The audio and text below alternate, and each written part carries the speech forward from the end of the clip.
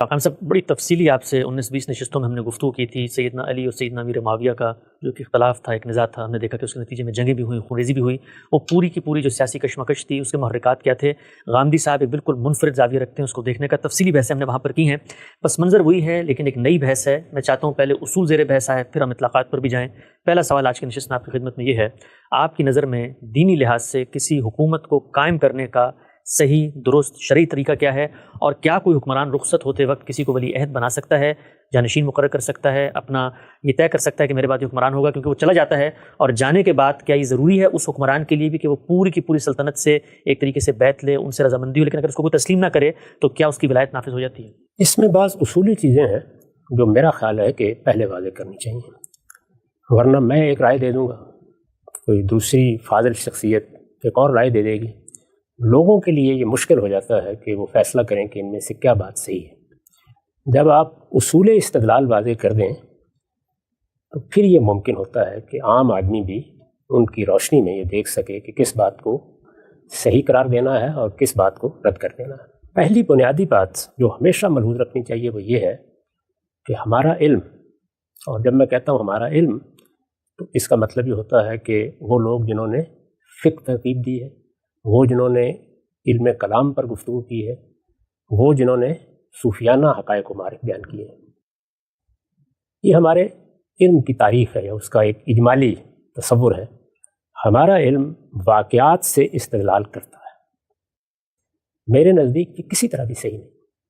یعنی ایک واقعہ پیش آتا ہے، وہ رسول اللہ کے زمانے میں پیش آیا، وہ خلفائے راشدین کے زمانے میں پیش آیا، واقعے کو اصول کی روشنی میں دیکھا جانا چاہیے. وہ واقعے کو بجائے خود بنائے استدلال بنا دیتے ہیں. میں نے مثال سے یہ بات سمجھائی ہے بارہا کہ ہمیں اگر یہ دیکھنا ہو کہ پاکستان میں حکومت کیسے قائم ہوتی ہے تو صحیح طریقہ کیا ہوگا. کیا یہ کہ انتخابات کے موقع پر ہم نکل کھڑے ہوں اور پھر یہ کہیں کہ کہاں کہاں انتخاب ہوا اور کہاں نہیں ہوا. ممکن ہے کسی جگہ انتخاب اس لیے نہ ہوا کہ وہاں برف پڑ رہی تھی، اس لیے نہ ہوا ہو کہ وہاں کوئی ہنگامہ ہو گیا تھا. صحیح طریقہ یہ ہوگا کہ پہلے ہم یہ دیکھیں کہ انتخابات کا ہمارے دستور میں کیا طریقہ بیان کیا گیا ہے، پھر واقعات کو اس کی روشنی میں سمجھنے کی صحیح کریں. تو یہ بنیادی بات ہے. یعنی واقعے کو بنائے استدلال نہیں بننا چاہیے، بلکہ پہلے یہ دیکھنا چاہیے کہ قرآن مجید میں یا اللہ کے پیغمبر نے کوئی ایسی بات کہی ہے جو اس معاملے میں اصول کی حیثیت سے رہنمائی دے رہی ہے. اگر وہ نہیں ہے تو پھر انسانوں کے کام وہ ہو رہے ہیں. واقعہ پیغمبر کے زمانے کا بھی ہو تو اس میں بھی سب سے پہلے یہ دیکھنا چاہیے کہ یہ واقعہ کس اصول سے متعلق ہوتا ہے. وہ اصل بعض اوقات ایک قاعدہ عامہ کی طرح کی ہوتی ہے، بعض اوقات اس کا استخراج ہم دین کے حقائق کو سامنے رکھ کے کر لیتے ہیں، بعض اوقات وہ دین کا کوئی حکم ہوتا ہے جس کا اطلاق 10 صورتوں میں ہو سکتا ہے اور اس سے واقعات متنوع صورتوں میں وجود پذیر بھی ہو سکتے ہیں. پہلی بات یہ ہے، یعنی واقعے کو بنا استدلال نہیں کرنا چاہیے. دوسری چیز کیا ہے؟ دوسری چیز یہ ہے کہ دین میں جو حکم بھی دیا گیا ہے وہ کسی حقیقت اور کسی معنی پر مبنی ہے. میں اس پر اس سے پہلے بھی بڑی تفصیلی گفتگویں کر چکا ہوں کہ حکم جب بھی دیا جائے گا وہ اس حقیقت کو سامنے رکھ کے سمجھا جانا چاہیے. اس کی بھی میں نے مثال دی تھی کہ ہمیں یہ بتایا گیا ہے کہ اگر کوئی شخص، اور یہ قرآن میں بتایا گیا ہے، کوئی شخص مریض ہے یا مسافر، وہ روزہ چھوڑ سکتا ہے. اب کیا یہ حکم مریض اور مسافر کے لیے ہے یا مریض اور مسافر کو کسی سبب سے، کسی معنی کو سامنے رکھ کے، کسی حقیقت کو سامنے رکھ کر یہ رخصت دی گئی ہے؟ تو ہر عاقل یہ کہے گا کہ اس میں وہ حقیقت پیش نظر ہے. یعنی مریض اور مسافر کے لیے ایسی مشقت پیدا ہو جاتی ہے، ایسی غیر معتاد مشقت کہ اللہ یہ پسند نہیں کرتا کہ وہ مریض سے بھی یہ تقاضا کرے کہ وہ روزہ رکھے اور مسافر سے بھی یہ تقاضا کرے کہ وہ روزہ رکھے. اللہ تعالیٰ نے انسانوں کے ساتھ سختی کا معاملہ نہیں کیا. اب کیا ہوا؟ حقیقت ہم نے دریافت کی کہ غیر معتاد مشقت ہے جو جب پیش آ جائے گی تو وہ ہو سکتا ہے کہ مرض کی وجہ سے پیش آ جائے، ہو سکتا ہے سفر کی وجہ سے پیش آ جائے، ہو سکتا ہے کسی ماں کے بچے کو دودھ پلانے کی وجہ سے پیش آ جائے، کسی عورت کو حاملہ ہونے کی وجہ سے پیش آ جائے، یا اور کوئی سبب ہو. جیسے آج کے زمانے میں بہت سے دوسرے اسباب بھی پیدا ہو گئے ہیں. تو دین یہ چاہے گا کہ وہ معنی، وہ حقیقت پیش نظر رہے. اسی کو ہمارا علم بیان کرتا ہے اور بالکل درست بیان کرتا ہے کہ دین کے تمام احکام اپنی علت پر مبنی ہوتے ہیں. الاحکام بالعلل، یعنی ان کے پس منظر میں وہ حقیقت، وہ معنی ہوتے ہیں، ان کو سامنے رکھیں. جیسے ہی آپ حقیقت اور معنی کو سامنے رکھتے ہیں تو عقل بعض لازمی تقاضے پیدا کر دیتی ہے. یہ دیکھیے، جیسے ہی ہم نے مسافر اور مریض کی حقیقت کو سامنے رکھا تو عقل نے تقاضے پیدا کرنا شروع کر دیے. وہ کہتی ہے کہ جو مشقت مریض کو ہوتی ہے وہ تو فلاں کو بھی ہوتی ہے, جو مسافر کو ہوتی ہے وہ تو فلاں کو بھی ہوتی ہے. تو عقل فوراً تقاضے پیدا کرنا شروع کر دیتی ہے. اس سے جو چیز وجود میں آتی ہے وہ کیا ہے؟ قیاس. ہماری فقہ میں اس کو چوتھا پاخذ قرار دیا گیا ہے نا. کیوں قرار دیا گیا ہے؟ اس لیے کہ دین کے تمام احکام جس حقیقت پر مبنی ہے وہ حقیقت عقلی تقاضے پیدا کر دے گی, اور عقلی تقاضے پھر گویا اس حکم کے وجود میں آتے ہی اس کے ساتھ لاحق ہو جاتے ہیں. کسی کو بیان کیا جاتا ہے کہ جب دین میں کوئی حکم دیا جاتا ہے تو وہ دین کے حکم کی حیثیت سے جس وقت پیدا ہوتا ہے, یعنی جب وہ صادر ہوا, صادر ظاہر ہے اللہ سے ہوگا, اللہ کے پیغمبر سے ہوگا, جیسے ہی وہ صادر ہوا اس کی پیدائش کے ساتھ ہی وہ عقلی تقاضے بھی پیدا ہو گئے. یعنی یہ نہیں ہے کہ وہ بعد میں آتے ہیں. اب اگر کوئی شخص عقلی تقاضوں کو بیان کرے گا, ایک فقیہ بیان کرتا ہے, پیغمبر خود بیان کرے گا, اللہ تعالیٰ قرآن مجید میں بیان کر دیں گے, تو اس میں حکم میں کوئی تبدیلی نہیں ہو گئی. یہ اصل میں وہ وضاحت ہے جو عقل کہتی تھی کہ ہونی چاہیے, انسانوں پر چھوڑ دیا گیا تھا معاملے کو, انہوں نے اللہ کی طرف رجوع کیا, اللہ کی وضاحت کر. اس کو بھی ایک مثال سے سمجھ لیے, اس لیے کہ لوگ جب تک بات اصول میں ہوتی ہے عام طور پر اس کو اس طرح نہیں گرفت میں لے سکتے. قرآن مجید میں آپ کو یاد ہوگا سورہ نساء میں یہ کہا گیا ہے کہ جو مرد و عورت بدکاری کرے ان کو ایذا دو. آپ لمحے بھر کے لیے دیکھیے کہ ایذا دو یعنی ان کو کوئی ایسی سزا دو جس میں انہیں جسمانی ایذا پہنچے. یہ بات بیان کی گئی. یہ تو لفظوں سے معلوم ہو گئی. آپ نے جیسے ہی یہ حکم قرآن میں پڑھا, اب آپ چاہیں گے نا کہ عدل کے ساتھ معاملہ کیا جائے. یہ تو نہیں کر سکتے کہ مجھے آپ اس طرح ایذا دیں کہ ایک انگلی لگا دیں, دوسرے کو ایک مسواک لگا دیں. یہ تو نہیں کر سکتے. تو جیسے ہی آپ اس حکم پر عمل کریں گے تو عقل تقاضا پیدا کر دے گی کہ آپ ایذا کو متعین کریں, کیونکہ عدل یہی کہتا ہے, انصاف یہی کہتا ہے. تو لوگ کیا کریں گے, وہ پھر متعین کریں گے کسی پارلیمنٹ میں بیٹھ کے کہ اللہ نے کہہ دیا ہے کہ ایذا دو, تو اب ہم مثال کے طور پر 2 کوڑے, 10 کوڑے, 50 کوڑے یا کوئی اور ایذا کا طریقہ مقرر کر رہے ہیں. یہی ہوگا. تو یہ کیا ہوا کہ اللہ تعالیٰ نے جو بات کہی تھی اس کو ہم نے متعین کر دیا. یہ تعیین اللہ کے حکم کا بیان ہے, اس میں کوئی نئی چیز نہیں ہے. یعنی وہ بیان ہم نے کر دیا, اس کی وضاحت ہم نے کر دی کہ عدل یہ کہتا ہے کہ اتنی سزا دینی چاہیے. کسی اصول کے اوپر خود اللہ تعالیٰ نے سورہ نور میں مقرر کر دی. یعنی بعد میں جب یہ اندازہ ہوا کہ اس میں لوگوں پر نہیں چھوڑنا ہے بلکہ اللہ نے خود سزا مقرر کرنی ہے, تو یہاں جو فرمایا تھا ایذا دو, سورہ نور میں بتا دیا کہ وہ اب 100 کوڑے کی ایذا ہوگی. اگر کوئی عذر نہیں ہے, کسی کے پاس عذر ہے تو وہ الگ بحث ہے. تو کیا معلوم ہوا کہ جیسے ہی حکم دیا جاتا ہے اس کے لازمی عقلی تقاضے پیدا ہو جاتے ہیں, کیونکہ وہ کسی حقیقت پر مبنی ہوتا ہے. وہ عقلی تقاضے اس کی پیدائش کے اندر موجود ہوتے ہیں, ان کو صرف نکال کے باہر بیان کرنا ہوتا ہے. اس سے نہ کوئی نسخ ہوتا ہے, نہ کوئی تبدیلی ہوتی ہے, نہ کوئی تغیر ہوتا ہے. یہ لازمی نتیجہ ہے اس کا. دوسری بات. تیسری بات یہ کہ اللہ تعالیٰ نے قرآن مجید میں یہ بتا دیا ہے کہ میرے احکام جتنے بھی میں نے دیے ہیں کوئی معذور اس کا مخاطب نہیں ہے. معذور کا مطلب یعنی جس کے پاس اس حکم پر عمل کرنے کی طاقت نہیں ہے. یہ دونوں سطحوں پر بتا دیا ہے. ایک تو یہ اصول بتایا کہ لا یکلف اللہ نفسا الا وسعہا, میں نے اپنی شریعت میں کسی کو تکلیف مالا یطاق نہیں دی, ایسی تکلیف نہیں دی جس کو وہ اٹھا نہیں سکتا. دوسرے, میں نے اپنی عبادات میں بھی یہ اصول ملحوظ رکھا ہے کہ یرید اللہ بکم الیسر ولا یرید بکم العسر. اللہ اس میں آسانی پسند کرتا ہے, لوگوں کو مشقت میں ڈالنا پسند نہیں کرتا.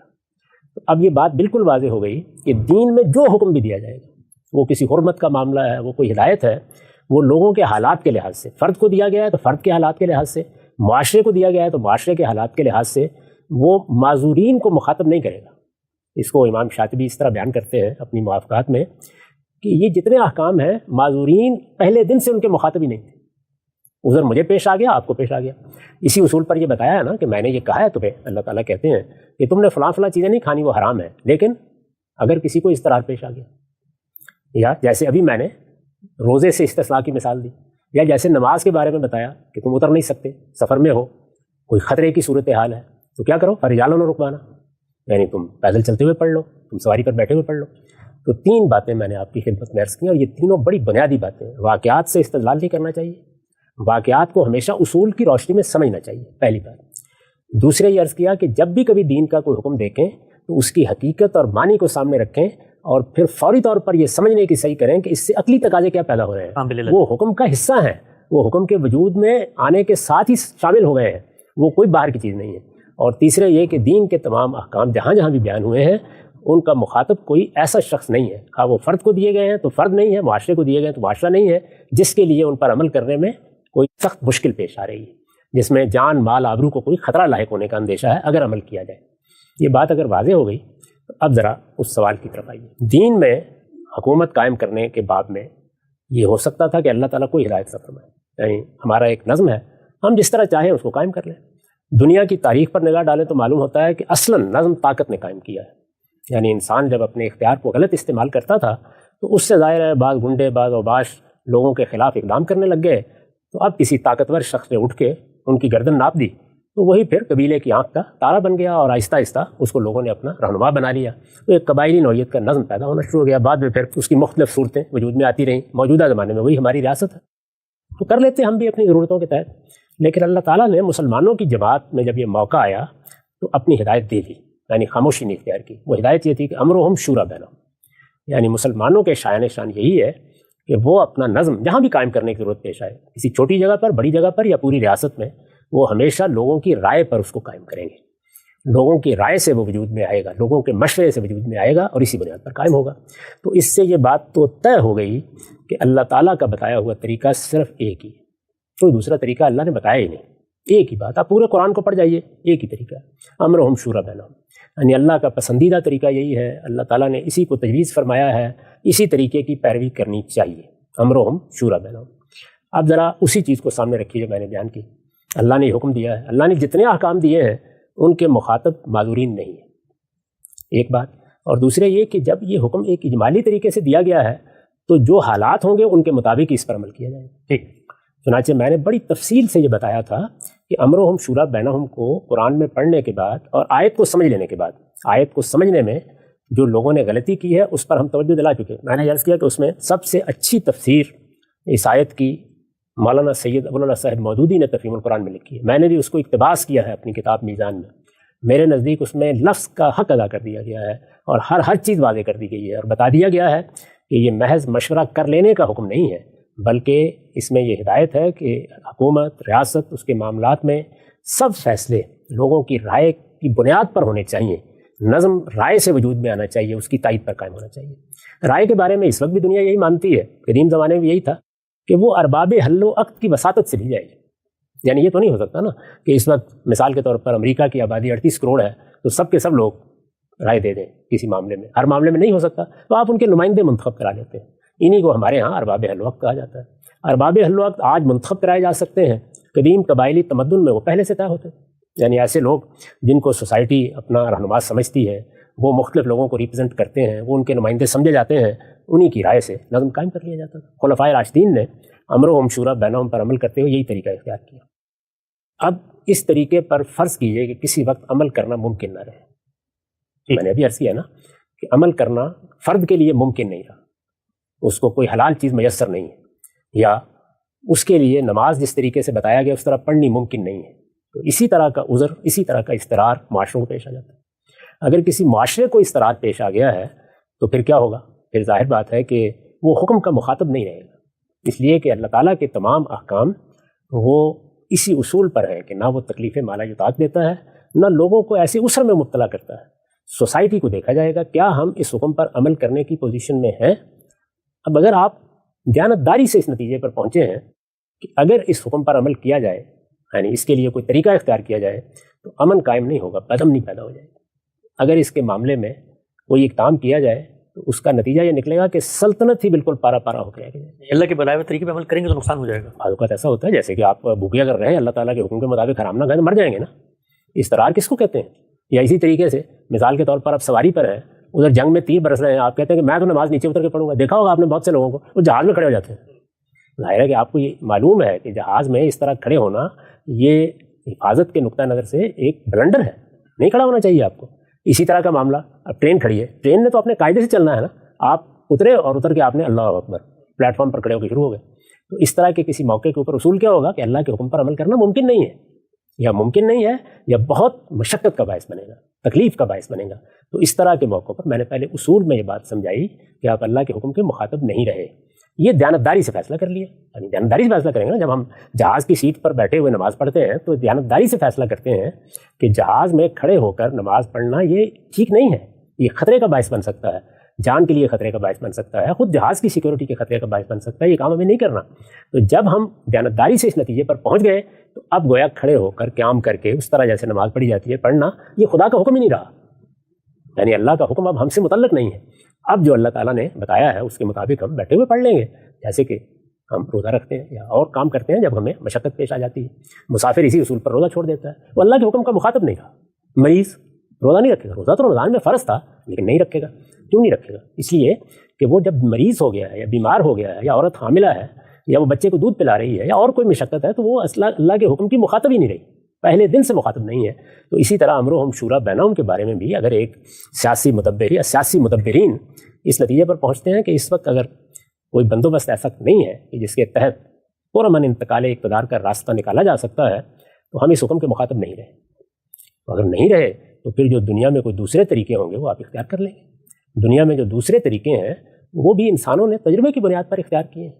تو ولی عہدی کا طریقہ بھی ہو سکتا ہے، ملوکیت کے دوسرے اصول بھی اختیار کیے جا سکتے ہیں، کوئی اور قاعدہ بھی اپنایا جا سکتا ہے. میرے نزدیک اگر کسی معاشرے میں یہ واضح ہو جائے کہ وہاں امرهم شورا بینہم پر عمل کرنا ممکن نہیں ہمارے لیے، حالات ایسے کوئی شکل سمجھ میں نہیں آ رہی، ظاہر ہے پہلے تو آدمی یہی سوچتا ہے نا کوئی شکل سمجھ میں آنی چاہیے، نہیں آ رہی، تو پھر جو سب سے اچھا نظام ہے وہ ملوکیتی کا ہے، اس میں ولی عہدی کا طریقہ پھر اختیار کرنا چاہیے. تو کیا ہوا؟ یعنی یوں نہیں ہے کہ اسلام میں دو طریقے ہیں، نہیں، اسلام میں ایک ہی طریقہ ہے. جب اس پر عمل کرنا متعذر ہو جائے، ممکن نہ رہے، تو پھر آپ دوسرے طریقے کی طرف چلیں. ہم سے بہت شکریہ آپ کے وقت کا.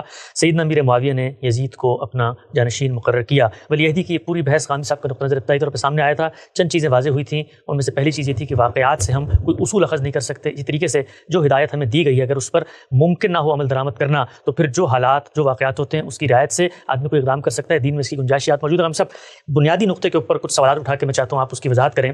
جب آپ یہ فرماتے ہیں کہ اللہ نے ایک ہدایت دی، اس ہدایت پر عمل ممکن نہیں رہا، تو اب آپ نے جو دوسری چیزیں ہیں جو رعایت اس وقت پیش نظر ہے، جو امکانات ہیں، جن چیزوں پر عمل ہو سکتا ہے ان پر عمل کرنا ہے. دین میں باقی جگہوں پر جہاں پر یہ اصول اللہ تعالیٰ نے دیا ہے، نماز اگر مثال کے طور پہ کھڑے ہو کے نہیں پڑھ سکتے تو متبادل خود اللہ نے تجویز کر دیا، روزہ نہیں رکھ سکتے تو فدیہ تجویز کر دیا، ہر جگہ پر ایک متبادل ہے. جب یہاں پر اللہ تعالیٰ نے کہہ دیا امرهم شورا بینہم کہ مسلمانوں کا نظم اجتماعی باہمی مشورے سے فیصلہ کرے گا، اور اگر اس کا امکان نہیں ہے تو کوئی متبادل نہیں دیا، تو اب عقل، استدلال، قرت، یہ تو سب یہ کہتے ہیں نا کہ اسی پر عمل درآمد ہونا چاہیے. اس کا امکان ہی نہیں ہے کہ اللہ تعالیٰ ایک چیز بیان کریں اور پھر اس کا متبادل کوئی رخصت اس میں بیان نہ کریں تو اس پر عمل ممکن نہ ہو. کیا فرماتے ہیں؟ یہ دین کا مطالعہ کریں، واضح ہو جائے گا بالکل کہ اس میں دونوں طریقے اختیار کیے گئے ہیں. وہ چیزیں جن کا تعلق عبادات سے ہے وہاں ہم اپنے طور پر قیاس نہیں کر سکتے، اللہ ہی ان کو مقرر کرتا ہے. میں اگر اپنے طور پر یہ طے کرنے کی کوشش کرتا کہ مجھے اللہ کی عبادت کے لیے رکوع کس طرح کرنا ہے، سجدہ کس طرح کرنا ہے، ان میں ترتیب کیا قائم کرنی ہے، میرے لیے یہ ممکن نہیں تھا. اس لیے عبادات کے بارے میں اللہ نے یہ طریقہ اختیار کیا ہے کہ وہاں بعض اوقات ہر درجے میں ہدایت کر دی جاتی ہے. تاہم ہر درجے میں جو ہدایت کی جاتی ہے وہ بھی جو احوال بالعموم پیش آتے ہیں انہی کو سامنے رکھ کے کی جاتی ہے. میں ایسی دسیوں مثالیں دے سکتا ہوں جو رسالت پاک صلی اللہ علیہ وسلم کے زمانے میں اس طرح پیش نہیں آئیں. میں نے اس سے پہلے جو گفتگو کی تھی اس میں ہی بتایا تھا. مثلا یہ کہ ہم جہاز میں بیٹھے ہوئے ہیں، وہاں کیا کریں. مثال کے طور پر ہم ایسی جگہوں پر سفر کر رہے ہیں جن میں ٹھہرنا ممکن نہیں ہوتا. پرانے زمانے کی سواریاں ٹھہرائی جا سکتی تھیں، چنانچہ رسول اللہ نے ہر جگہ یہ اہتمام کیا کہ فرض نماز ہم اتر کر پڑھیں گے. اب یہ بھی ممکن نہیں ہوتا. ہمارے ہاں ایک وبا پھیلی، اس وبا کے دوران میں کیا کیا جائے. کیا رسول اللہ کے زمانے میں کبھی وہ صورت پیدا ہوئی جو ہمیں پیش آئی اور پھر اس بعد ہم نے دیکھا کہ حرم میں ہم نے کیا اقدامات کیے، مسجدوں میں کیا اقدامات کیے. تو اس لیے یہ بات ہی درست نہیں ہے. عامت الورود احوال میں عبادات سے متعلق اللہ تعالیٰ بعض باتوں کی وضاحت کر دیتے ہیں، لیکن ہمارے دین میں دو چیزیں ہر جگہ ملحوظ رکھی گئی ہیں. ایک یہ کہ اس کی حقیقت ہمارے سامنے رہنی چاہیے، حقیقت کو سامنے رکھ کر ہم علم و عقل کی روشنی میں فیصلہ کرتے ہیں. یہ چیز توسیع میں بھی ہمارے سامنے رہتی ہے، یعنی کوئی نیا پہلو آ گیا اس تک دین کے حکم کی توسیع کرنی ہے. یہ رخصت میں بھی اسی طرح سامنے رہتی ہے، اور یہ دوسرے تمام امور میں بھی جہاں کوئی اضطراب پیش آ جاتا ہے. تو اس لیے یہ کیا مطالبہ ہے، اللہ تعالیٰ نے سیاست کے بارے میں، معیشت کے بارے میں یہ طریقہ نہیں اختیار کیا. ایک اصولی ہدایت دے دی ہے، اور ہدایت کی نوعیت بھی کیا ہے، ذرا اس کے اسلوب کو دیکھیے. امرهم شورا بینہم، یعنی اسے جس طرح چیزیں واجب کی جاتی ہیں اس اسلوب میں بیان ہی نہیں کیا، بلکہ اس طرح بیان کر دیا ہے کہ مسلمان جب بھی اپنا نظم اجتماعی قائم کرتے ہیں تو وہ ان کی رائے اور ان کے باہمی مشورے پر مبنی ہوتا ہے. گویا جس طرح صفات بیان کی جا رہی ہیں، ایمان والوں کی صفات کیا ہے، سورہ شورا میں آیت کو نکال کے دیکھیے، اس میں صفات ہی کے بیان کرنے کا اسلوب ہے جس میں اس کو عطف کیا ہے. تو یہ تو بالکل واضح ہے کہ اس میں جو ہدایت دی گئی ہے وہ اللہ تعالیٰ کا مطالبہ ہے. اللہ تعالیٰ چاہتے ہیں کہ ایسا ہو، انہوں نے اس کو ہدف کے طور پر بیان کیا ہے. لیکن یہ کہ اگر اس پر عمل کرنا ممکن نہ ہو، جس طرح کہ باقی دین کی ہدایات پر بعض اوقات عمل کرنا ممکن نہیں ہوتا، تو اس میں متبادل بتانے کی ضرورت کیوں ہے؟ کیا کوئی نماز ہے؟ کیا کوئی روزہ ہے؟ کوئی عبادات نوعیت چیز ہے؟ دنیا موجود ہے، دنیا میں انسان کے تجربات مشاہدات کی روشنی میں طریقے موجود ہیں، ان میں سے انسان کسی طریقے کو اختیار کر لے گا۔ تو سارے دین میں یہی اصول ملحوظ ہے کہ عبادات کے باب میں جزیات تک بعض اوقات چیزیں بتا دی جاتی ہیں، معاملات کے باب میں اصول بتا دیا جاتا ہے، باقی چیزیں اجتہاد پر چھوڑ دی جاتی ہیں۔ اگر اللہ تعالیٰ سے یہی مطالبہ تھا تو پھر تو فقہاء کو یہ مطالبہ کر کے خاموش ہو جانا چاہیے تھا۔ انہوں نے یہ ساری فقہ مرتب کی، یہ کن چیزوں کا احاطہ کرتی ہے؟ انہی چیزوں کا جن کے بارے میں اللہ تعالیٰ نے کوئی بات اس طرح بیان نہیں کی جس طرح کے آپ تقاضا کر رہے ہیں، اس کو چھوڑ دیا ہے، اس کے بارے میں کوئی اشارہ کر دیا ہے۔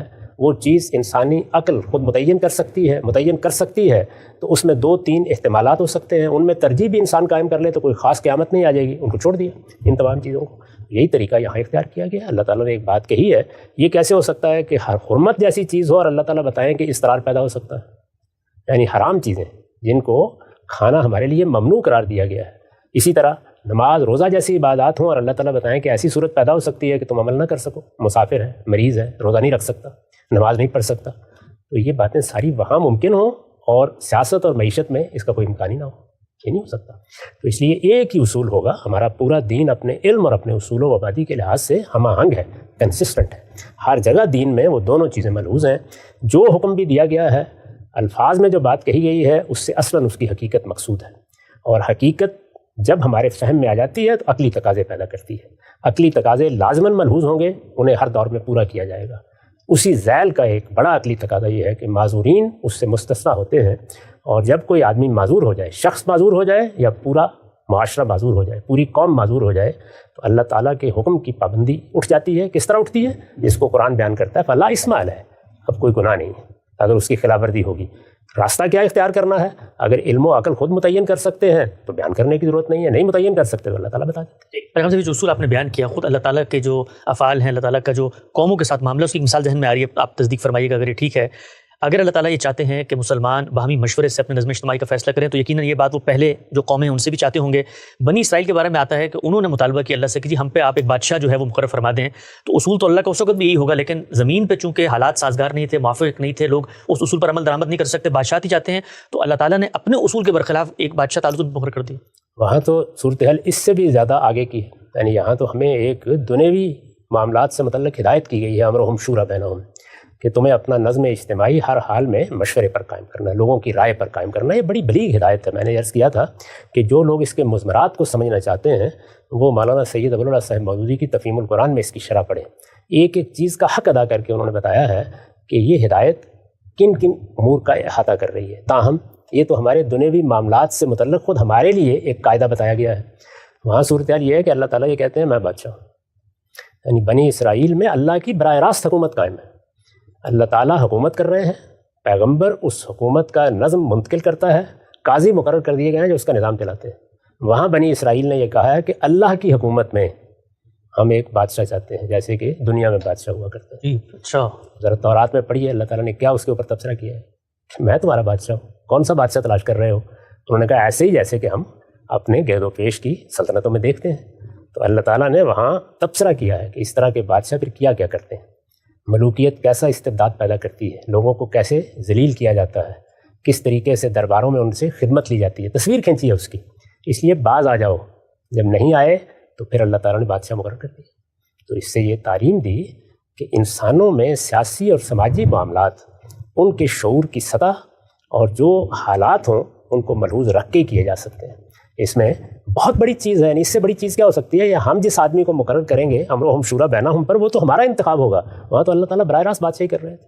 اس کے باوجود لوگوں کے حالات کا لحاظ کر کے طالوت کو بادشاہ مقرر کر دیا، اور پھر دلیل دی کہ میں نے اس شخص کو مقرر کیا ہے جو ہو سکتا ہے تمہارے ہاں بڑے قبیلے میں نہ ہو، اس کے پیچھے کوئی بڑی عصبیت نہ ہو، یہ ہو سکتا ہے اس کے پاس بہت مال و دولت بھی نہ ہو، لیکن اس کو جسم میں اور علم میں نے بڑی وسعت دی ہے۔ اس زمانے میں لیڈرشپ کے لیے یہ دو چیزیں بڑی اہم تھیں، تو اللہ نے ان کا تقرر کر دیا۔ پھر ان کے تقرر کے بعد جو کچھ ان کو پیش آیا وہ بھی ذرا پڑھ لیجیے، بائبل میں اندازہ ہو جاتا ہے۔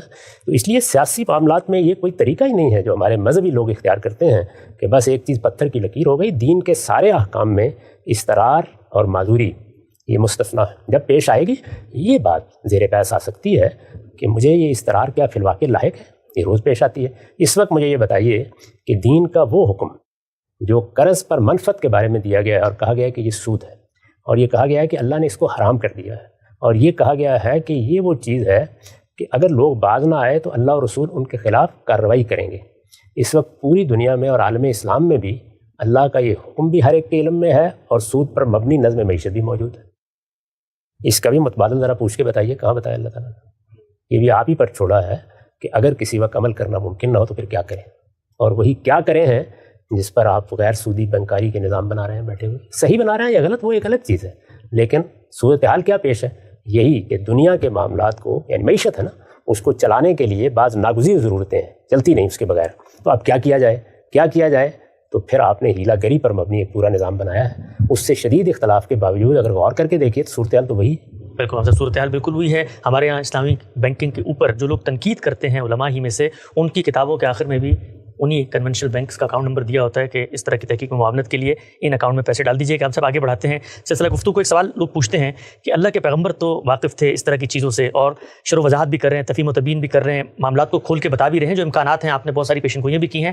آپ کچھ بتائے تھے کہ بھائی میرے بات ہو سکتا ہے اس طرح کی صورتحال پیش آئے، اللہ کی ہدایت پہ عمل نہ ہو سکے، تو یہ متبادل ہے جو میں تجویز کر رہا ہوں۔ کیوں متبادل تجویز کرتے ہیں؟ یہ تقاضا ہی کیوں کیا جاتا ہے؟ انسان کوئی اندھا اور بہرا پیدا کیا گیا ہے؟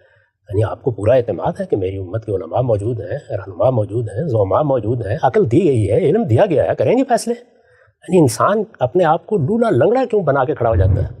جتنی ہدایت ضروری ہے دے دی گئی ہے، جتنی ہدایت پر انسان خود فیصلے کر سکتا ہے اس کو کبھی نہیں کیا گیا۔ نقطہ آپ نے واضح کیا۔ ہم سب مولانا ابوالعلا صاحب مودودی کا آپ نے اس نشست میں بھی ذکر کیا، گزشتہ نشست میں بھی کہ امرہم شورا بینہم کی جو قرآن مجید کی ہدایت ہے اس کے مضمرات کو کیسے کھولا ہے۔ ہم سب آپ فرماتے ہیں عہد حاضر کے ایک بہت عظیم مفکر، انہی کی آغوز فکر میں آپ نے شعور کی آنکھ کھولی ہے، انہی کا ایک اقتباس پڑھ کے بحث کو میں آگے بڑھاتا ہوں۔ وہ کہتے ہیں یزید کی ولی عہدی کا معاملہ تھوڑا سا طویل ہے، لیکن میں 2 منٹ میں کوشش کرتا ہوں کہ ان کا نقطہ سامنے آ جائے۔ وہ فرماتے ہیں کہ سب سے زیادہ حیرت مجھے اس استدلال پر ہے جس سے یزید کی ولی عہدی کو جائز ثابت کرنے کی کوشش کی جاتی ہے۔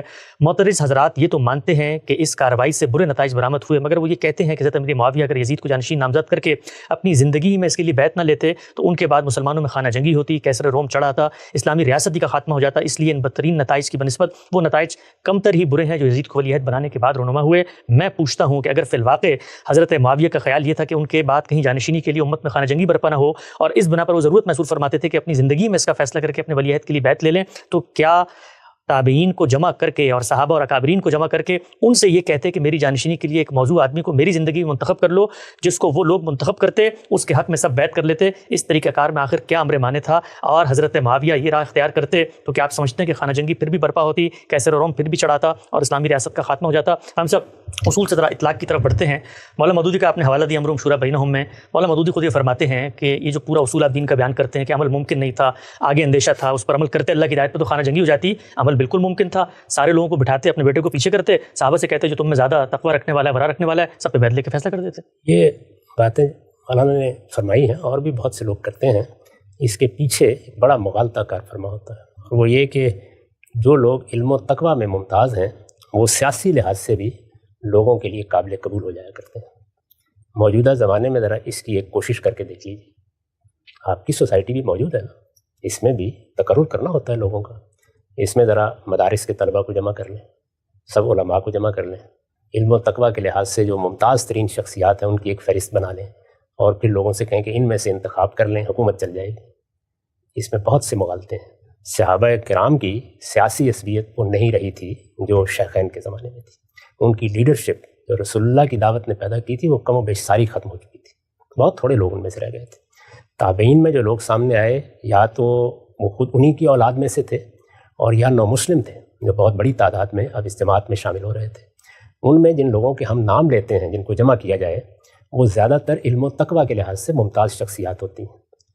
سیاسی عصبیت کن لوگوں کو حاصل ہے یہ فیصلہ کرنا ہے۔ اس میں تابعین کو جمع کر کے، صحابہ کو جمع کر کے اگر کوئی فیصلہ کرنا ممکن ہوتا تو سوال یہ ہے کہ سیدنا علی کی موجودگی میں جب ان کی بیعت ہوئی تھی تو صحابہ نہیں تھے، تابعین نہیں تھے، اس سے کہیں زیادہ بہتر صورتحال تھی، پھر اتفاق ہو گیا تھا نہیں۔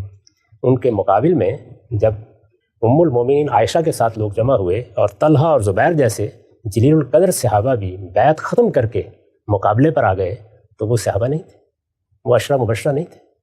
یعنی یہ اصل میں مذہبی لحاظ سے بعض چیزوں کے بارے میں تصورات قائم کیے جاتے ہیں، ہاں جناب، جن کا آپ نے اقتباس پڑھا ہے وہ ہمارے ملک کی سیاست کو بھی ایسے ہی دیکھتے تھے، اور ان کا خیال یہ تھا کہ بس ہم نے علم و تقویٰ کے لحاظ سے بہت اچھے لوگ جمع کر دیے ہیں اور ایک بڑی منظم جماعت بنا دی ہے، اب قوم اس کے سر پر اقتدار کا تاج رکھ دے گی۔ قوم نے 70-72 سال میں اس کو نہیں قبول کیا۔ لوگ تو بہت اچھے پیدا کیے انہوں نے۔ مجھے یاد ہے کہ سن 51 میں جب انتخابات ہو رہے تھے تو وہ فرمایا کرتے تھے کہ میں نے قرآن کے سب سے بڑے عالم کو اور حدیث کے سب سے بڑے عالم کو پیش کر دیا۔ 71 میں 51 میں جب پہلے انتخابات ہوئے، اور ان سے مراد کون لوگ تھے؟ یعنی استاد امام امین احسن اصلاحی جیسی شخصیت، مولانا اسماعیل جیسی شخصیت، اہل حدیث کے بڑے علماء میں سے تھے۔ باور کیجئے ضمانتیں ضبط ہو گئیں۔ کسی بڑے آدمی کا علم کے لحاظ سے بڑا ہونا، تقوی کے لحاظ سے بڑا ہونا، یہ کفایت نہیں کرتا۔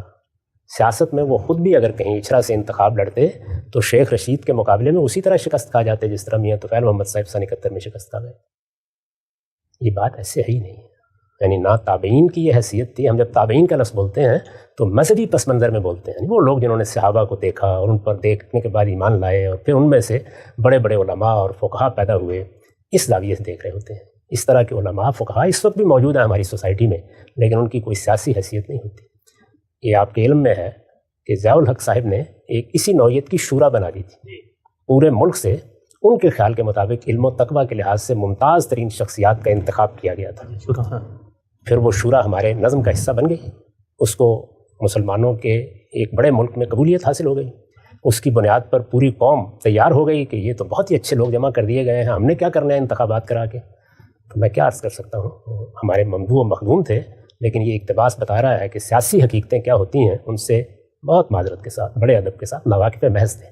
چنانچہ ان کی اپنی سیاسی جد و جہد بھی یہ بتا رہی ہے کہ نہ وہ اس قوم سے واقف تھے نہ سیاسی حقائق سے واقف تھے۔ اچھا صاحب، ایک دلچسپ بات جو انہوں نے یہاں فرمائی کہ یہ سب تابعین اور صحابہ کو جمع کرنے کے بعد بیعت جو ہیں ان سے وہ سیدنا امیر معاویہ ہی دلواتے زندگی کے اندر، چونکہ یہ بات واضح ہے کہ امیر معاویہ کسی کو نامزد کر کے چلے جاتے اور کہتے بیعت بعد میں ہو جائے، تو وہ عمل بھی ان کی نظر میں نہیں ہو سکتا تھا۔ ممکن نہیں۔ اس کی وجہ یہ ہے کہ اس سے پہلے یہ سب حوادث پیش آ چکے تھے، سیدنا علی جیسی شخصیت پر اتفاق نہیں ہو سکا۔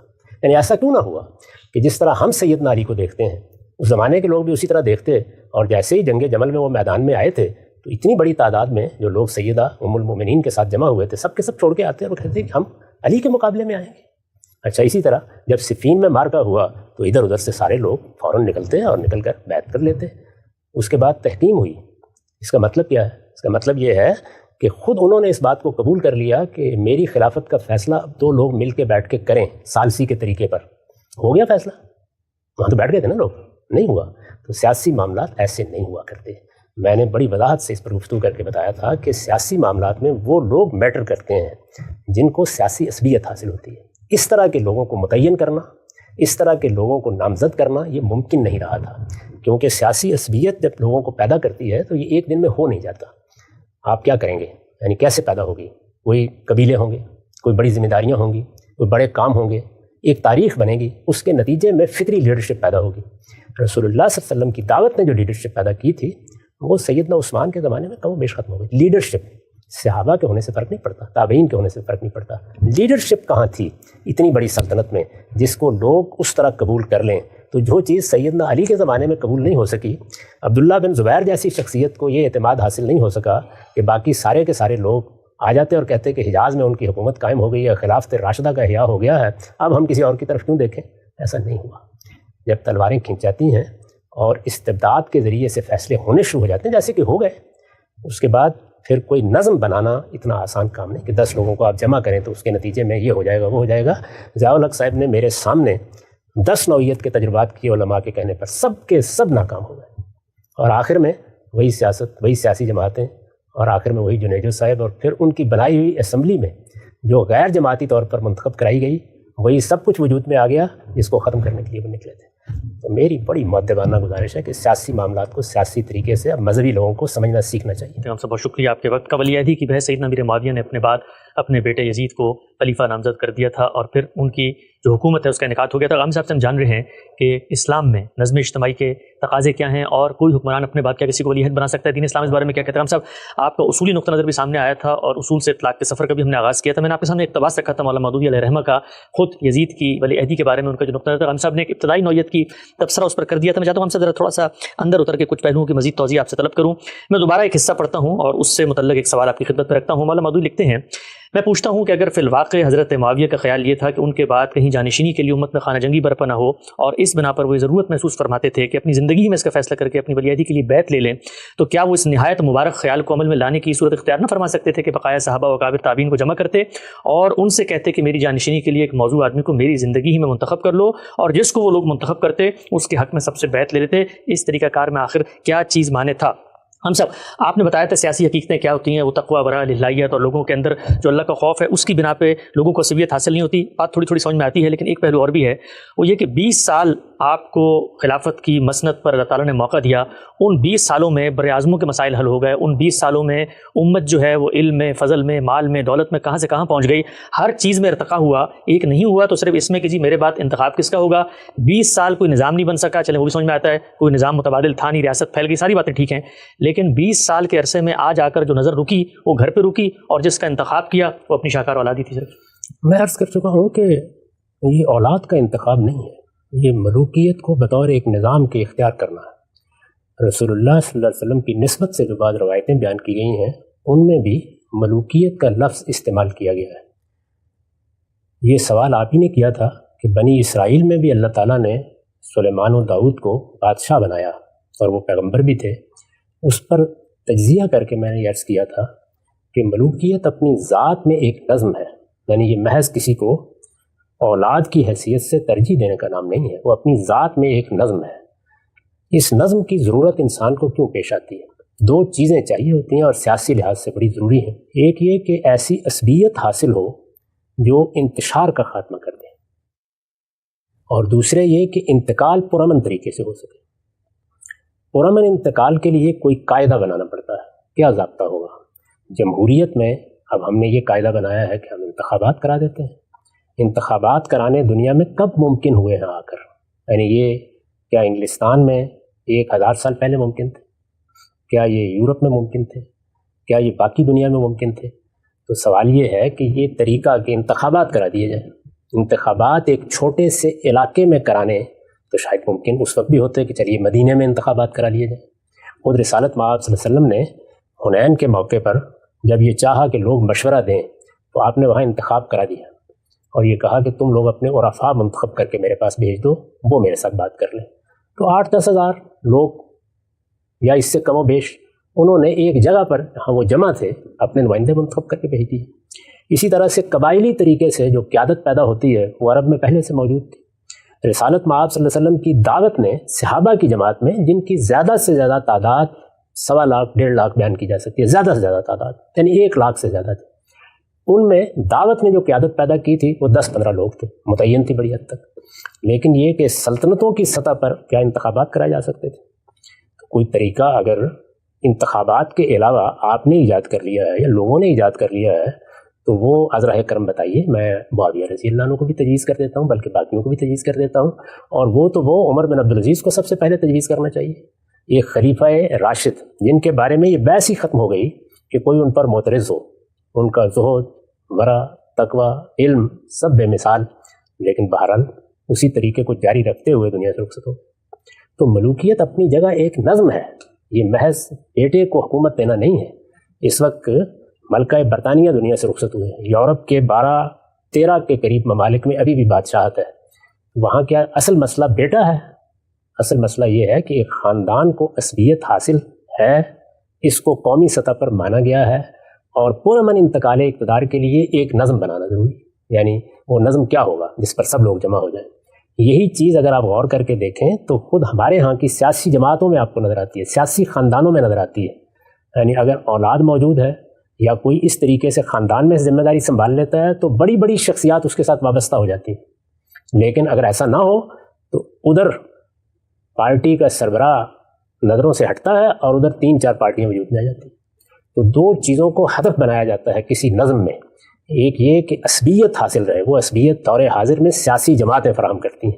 یعنی ایک سیاسی جماعت اپنا نظم قائم کرتی ہے، ملک بھر میں لوگ اس سے وابستہ ہوتے ہیں، ان کا ایک جذباتی تعلق پیدا ہوتا ہے، وہ اس میں اپنے آدرش اور اپنے نصب العین دیکھتے ہیں، اپنے خواب اس سے وابستہ کرتے ہیں یا اس کے پروگرام سے کسی حد تک متعلق ہوتے ہیں، اس سے اچھی امیدیں قائم کرتے ہیں، تو ایک عصبیت وجود میں آنا شروع ہو جاتی ہے.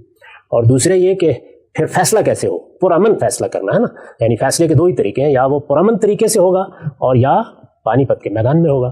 تو پرامن طریقے سے فیصلہ کرنے کے لیے پھر ولی عہدی کا طریقہ اختیار کیا جاتا ہے اور اس میں بتایا جاتا ہے، بلکہ یہاں تک دیکھیے بتا دیا گیا ہے کہ اگر یورپ کے بعض ملکوں میں بڑا بیٹا نہیں ہوگا تو کیا ہوگا، چھوٹا ہوگا تو کیا ہوگا، بھائیوں کی طرف معاملہ جائے گا تو کیا ہوگا، یہ سب بتانا پڑتا ہے. اس کا کوئی تعلق اس سے نہیں ہے. میرے نزدیک اصل مسئلہ بیٹے کو ولی عہد بنانے کا نہیں ہے، اصل مسئلہ ملوکیت کو بطور نظام اختیار کرنے کا ہے. وہ جب بھی بطور نظام اختیار کی جائے گی خاندان تک محدود رکھنا پڑے گا. تو بیٹا ہوگا وہ سنبھال لے گا، بھائی ہوگا وہ سنبھال لے گا. یہ آپ کو معلوم ہے کہ یہ تھوڑے ہی عرصے کے بعد بنی مروان کی طرف چلی گئی تھی، جس کو ہم بنو امیہ کی حکومت کہتے ہیں، لوٹ گئی تھی اس لیے کہ آگے کچھ نہیں تھا. اور خود یزید کے اپنے بیٹے نے معذرت کر لی تھی کہ میں ذمہ داریاں نہیں آگے نبھا سکتا. تو یہ سب چیزیں جتنی ہیں وہ ایک نظم میں پیش آ رہی ہیں. جس طرح سیاسی جماعتوں کا نظم فیصلہ کرتا ہے یا دنیا میں ایک دوسرے نظم کا تجربہ ہو رہا ہے، چین میں ایک تنہا پارٹی کی بنیاد پر نظم قائم کیا گیا ہے. اپنی فطرت کے لحاظ سے آمریت و استبداد ہے، لیکن ایک نظم قائم کر دیا گیا ہے. اس میں حکومت منتقل ہوتی رہتی ہے اور پرامن طریقے سے انتقال اقتدار ہوتا رہتا ہے. تو یہ ایک نظام ہے جس کو اختیار کرنے کا فیصلہ کیا گیا، اس سے اس کے کوئی تعلق نہیں ہے. یہ دو ہی صورتوں میں قائم رہ سکتا ہے، یعنی یا تو آپ میرٹ پر فیصلہ کریں گے. وہ میرٹ بھی کیا ہے، اس پر ہمارے شاعر کا تبصرہ ہے کہ جمہوریت ایک طرز حکومت ہے کہ جس میں بندوں کو گنا کرتے ہیں تولا نہیں کرتے. یعنی وہاں بھی کوئی افلاطونی میرٹ بنانا ممکن نہیں ہو سکا کہ سب سے بڑا عالم منتخب کیا جائے اور سب سے بڑا فلسفی اور سب سے بڑا حکیم اور سب سے بڑا مدبر. نہیں، لوگوں کی اکثریت جس کا انتخاب کر لی. کیا چیز ہے یہ؟ اصل میں فصل نزاع کا پرامن طریقہ ہے اور کچھ نہیں ہے. اس میں بعض اوقات جو لوگ منتخب ہوتے ہیں ان سے کہیں زیادہ باصلاحیت لوگ ملک کے اندر موجود ہوتے ہیں. لوگ ان کی طرف التفات کر کے دیکھتے بھی نہیں، نگاہ بھی نہیں اٹھاتے. اس وقت جو سیاسی جماعتیں میدان میں اتریں گی ابھی چند مہینے کے بعد، ان کے رہنماؤں کو ذرا دیکھیے سامنے. کیا وہ فی الواقع ہماری قوم کے گلہائے سرسبد ہیں؟ کیا علم، عقل، بصیرت، تدبر کے لحاظ سے وہی ہیں، لیکن سیاسی اصلیت انہیں کو حاصل ہے. تو اس لیے یہ جو مذہبی لوگ بعض باتیں کرتے ہیں یہ بالکل ناقابل فہم ہے. نہ یہ افلاطون کی سمجھ میں آئی تھی جب وہ فلسفیوں کی حکومت کا خواب دیکھ رہا تھا، نہ ہمارے لوگوں کی سمجھ میں آئی ہے. وہ یہ خواب دیکھتے ہیں کہ رسول اللہ کے بعد ایک بہت بڑی تبدیلی آ کے ایک نئی جماعت بن گئی تھی. اس میں دنیا کے پرانے تصورات سب کے سب ٹوٹ گئے اور وہ نئی جماعت تھی، اس کی قیادت پیدا ہوئی. ایک نئی جماعت جو کوئی کم و بیش 1 لاکھ کے قریب لوگوں کا مجموعہ ہے، اس میں جو 8-10 لوگ لیڈر پیدا ہو گئے ہیں اعلیٰ درجے کے، وہ جتنی دیر نکال سکتے تھے نکال گئے. اس کے بعد دنیا کو اسی جگہ آنا تھا جہاں وہ ہمیشہ سے رہی ہے، جہاں اب بھی ہے، جہاں صدیوں سے کھڑی ہے. وہ لوگ ہیں اور سلطنتوں میں پھیلے ہوئے کروڑوں لوگ ہیں. ان لوگوں میں عصبیت فیصلہ کن ہوگی اور پرامن انتقال اقتدار کے لیے یا انتخابات کرانے پڑیں گے جو اب آپ نے ایجاد کیا، یہ ممکن نہیں تھے. اور یا کیا ہوگا؟ ملوکیت. تو ملوکیت کو بطور نظام اختیار کیا انہوں نے اور بالکل درست فیصلہ کیا. میرے نزدیک اسی فیصلے نے اس سلطنت کو قائم رکھا. ایک ہم سے نقطہ آپ نے واضح فرمایا، کچھ اور ضمنی پہلو چاہتا ہوں ذرا اس پہ بھی آپ روشنی ڈالیں. یہ بات تو سمجھ میں آتی ہے ہم سے جو آپ بات فرما رہے ہیں، علم سیاست ہو، عمرانیات ہو، تاریخ ہو، فلسفہ حیات، سب چیزیں جو ہم دیکھ رہے ہوتے ہیں ماڈرن اسٹڈی اسٹرکچر میں بھی اسی وقت اپنایا گیا ہے. لیکن ایک عام آدمی کو جو چیز ہضم نہیں ہوتی، تنکے کی طرح دماغ میں چپتی ہے، وہ یہ کہ بھائی یہ ساری باتیں غامدی صاحب کریں عام لوگوں کے بارے میں، ہمارے سیاستدانوں کے بارے میں جو اس وقت زمینی حقیقتیں ہیں ان کی طرف ہم توجہ دلاتے ہیں. صحابہ اکرام تو قدسیوں کا ایک گروہ ہے، ان کی للہیت، تقوی، ورع، ان کے اندر اللہ تعالیٰ نے جو سلوت و صفاتگی رکھی، ایک ایک چیز ان سے تو ہم مثلا یہ توقع نہیں کر سکتے نا کہ جی جو نظام چل رہا ہے اور جو عصبیت حاصل ہو رہی ہے. مثلا میں آپ کو مثال ایک دیتا ہوں، 20 سال آپ رہے ہیں امیر معاویہ، 20 سالوں میں رسول اللہ کی قائم کردہ جماعت کے کسی بندے پر عصبیت پیدا کرنے کا عمل کیوں نہیں کر سکتے تھے وہ؟ یعنی کیوں اس عمل کی طرف لوٹا نہیں جا سکتا تھا جس کی ابتدا رسول اللہ نے کی؟ 30-40 سال تک وہیں پر وہ قائم رہا. سیدنا عمر کے زمانے میں بھی ریاست اتنی پھیلی ہوئی تھی، کچھ تو کرتے 2-4 اقدامات، کچھ بھی نہیں کیے. اچھا، تو اس کا مطلب یہ ہے کہ آپ یہ فلسفہ بیان کر رہے ہیں کہ عصبیت پیدا کی جا سکتی ہے. ہمارے ہاں جو جماعتیں برسر اقتدار آئی ہیں ان کو بعض اوقات بعض حوادث سے سابقہ پیش آ گیا. مثال کے طور پر پیپلز پارٹی کے وزیر اعظم کو عدالت نے گھر بھیج دیا. اس کے بعد ایک وزیر اعظم کا تقرر کیا گیا جو غالباً اس وقت ہماری قومی اسمبلی کے اسپیکر تھے. ان کو عصبیت حاصل ہو گئی تھی نہیں، وزیر اعظم بننے کے باوجود. ایک اور حادثہ پیش آیا، اس میں ایک اور بڑی شخصیت کو وزیر اعظم بنایا گیا. ان کی لوگ تعریف بھی بہت کرتے ہیں، شاہد خاقان عباسی صاحب. عصبیت حاصل ہو گئی ان کو. وزیر اعظم بنا کے بھی اگر عصبیت نہیں حاصل ہوتی تو مجھے وہ طریقہ بتا دیجیے جس سے عصبیت امیر معاویہ پیدا کر دیتے. عصبیت ایک فطری عمل ہے، یہ میرے اور آپ کے پیدا کرنے سے پیدا نہیں ہو سکتی. اگر غور کر کے دیکھیں تو اس وقت جو گرانے حکومت کر رہے ہیں ہمارے ہاں، ان میں کیا بھٹو صاحب کی نرینہ اولاد کو عصبیت حاصل ہو گئی یا ان کی اولاد کو ہو گئی؟ یہ عصبیت ایک خاتون کو حاصل ہوئی اور پھر اس کے بیٹے کو حاصل ہوئی. دوسری جانب بھی دیکھ لیجیے. تو عصبیت وہ چیز نہیں ہے کہ میں جیب سے نکالوں اور کسی کی جیب میں ڈال دوں، یہ فطری عمل سے حاصل ہوتی ہے. سیدنا صدیق کو صحابہ کی جماعت میں یہ عصبیت اس درجے میں حاصل تھی کہ عمر رضی اللہ عنہ جیسا شخص اس پر تبصرہ کرتا ہے کہ میں نے سقیفہ بنی ساعدہ میں اس لیے ان کا ہاتھ اٹھا دیا تھا اور یہ کہا تھا کہ میں بیعت کر رہا ہوں، فتنہ پیدا ہونے کا اندیشہ تھا کہ آدمی وہ دستیاب تھا کہ تختہ العناق ہے جس کے سامنے گردنیں جھک جاتی. تو آپ کے خیال میں عصبیت کوئی ایسی چیز ہے کہ میں اور آپ پیدا کر لیں گے؟ اگر میں اور آپ پیدا کر لیں تو پھر اپنے معاشرے کے اندر کے کسی انتہائی مدبر، حکیم، فلسفی آدمی کو اٹھا کے میں آپ یہ نیک کام کیوں نہ کریں کہ اس کے لیے عصبیت پیدا کر لیں؟ یہ ذرا مولانا سید ابواللہ صاحب مودودی کے لیے پیدا کر کے دکھا دیجیے. ایک پوری سیاسی جماعت بنا کر بھی 70-72 سال میں نہیں کر سکے. یہ ذرا مولانا تقی عثمانی صاحب کے لیے پیدا کر کے دکھا دیجیے. باقی تو چھوڑیے، اس خاکسار کے لیے پیدا کر کے دکھا دیجیے. اس طرح کی باتوں پر میں کیا تبصرہ کر سکتا ہوں؟ مذہبی لوگ اس طرح کے خواب دیکھتے رہتے ہیں. عصبیت ایسے نہیں پیدا ہوتی، یہ خاندانوں سے متعلق ہوتی ہے. اسی لیے ملوکیت کو جمہوریت کے بعد فطری نظام مانا گیا ہے. اس کے علاوہ کوئی راستہ نہیں تھا ان کے پاس. البتہ جمہوریت ممکن ہوتی جیسے کہ دنیا میں ممکن ہوئی، لیکن وہ کب ممکن ہوئی؟ کیا بعد کی حکومتیں یہ کر سکیں؟ عمر بن عبدالعزیز جیسی شخصیت کر سکی؟ بڑے بڑے متقی اور پرہیزگار بادشاہ کر سکے؟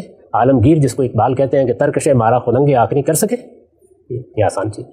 اگر ہم سب نقطہ واضح ہوا آگے بڑھاتے ہیں گفتگو کو. پرامن انتقالی اقتدار کا ایک متبادل فارمولہ ہے ملوکیت. یہ جو بار بار کہا جاتا ہے جی پرامن، معترضین تو یہ بھی کہتے ہیں کہ بھئی کون سا پرامن؟ رشوتیں چلی تھیں، تلواریں لٹکی ہوئی تھیں، لوگوں کو پتہ تھا کہ بیٹے کے حق میں دستبردار نہیں ہوئے تو پھر سے وہی ہوگا جو پہلے جمل میں اور اسی طرح سے صفین میں اور نہروان میں ہوا. تو پرامن کہاں سے ہو گیا؟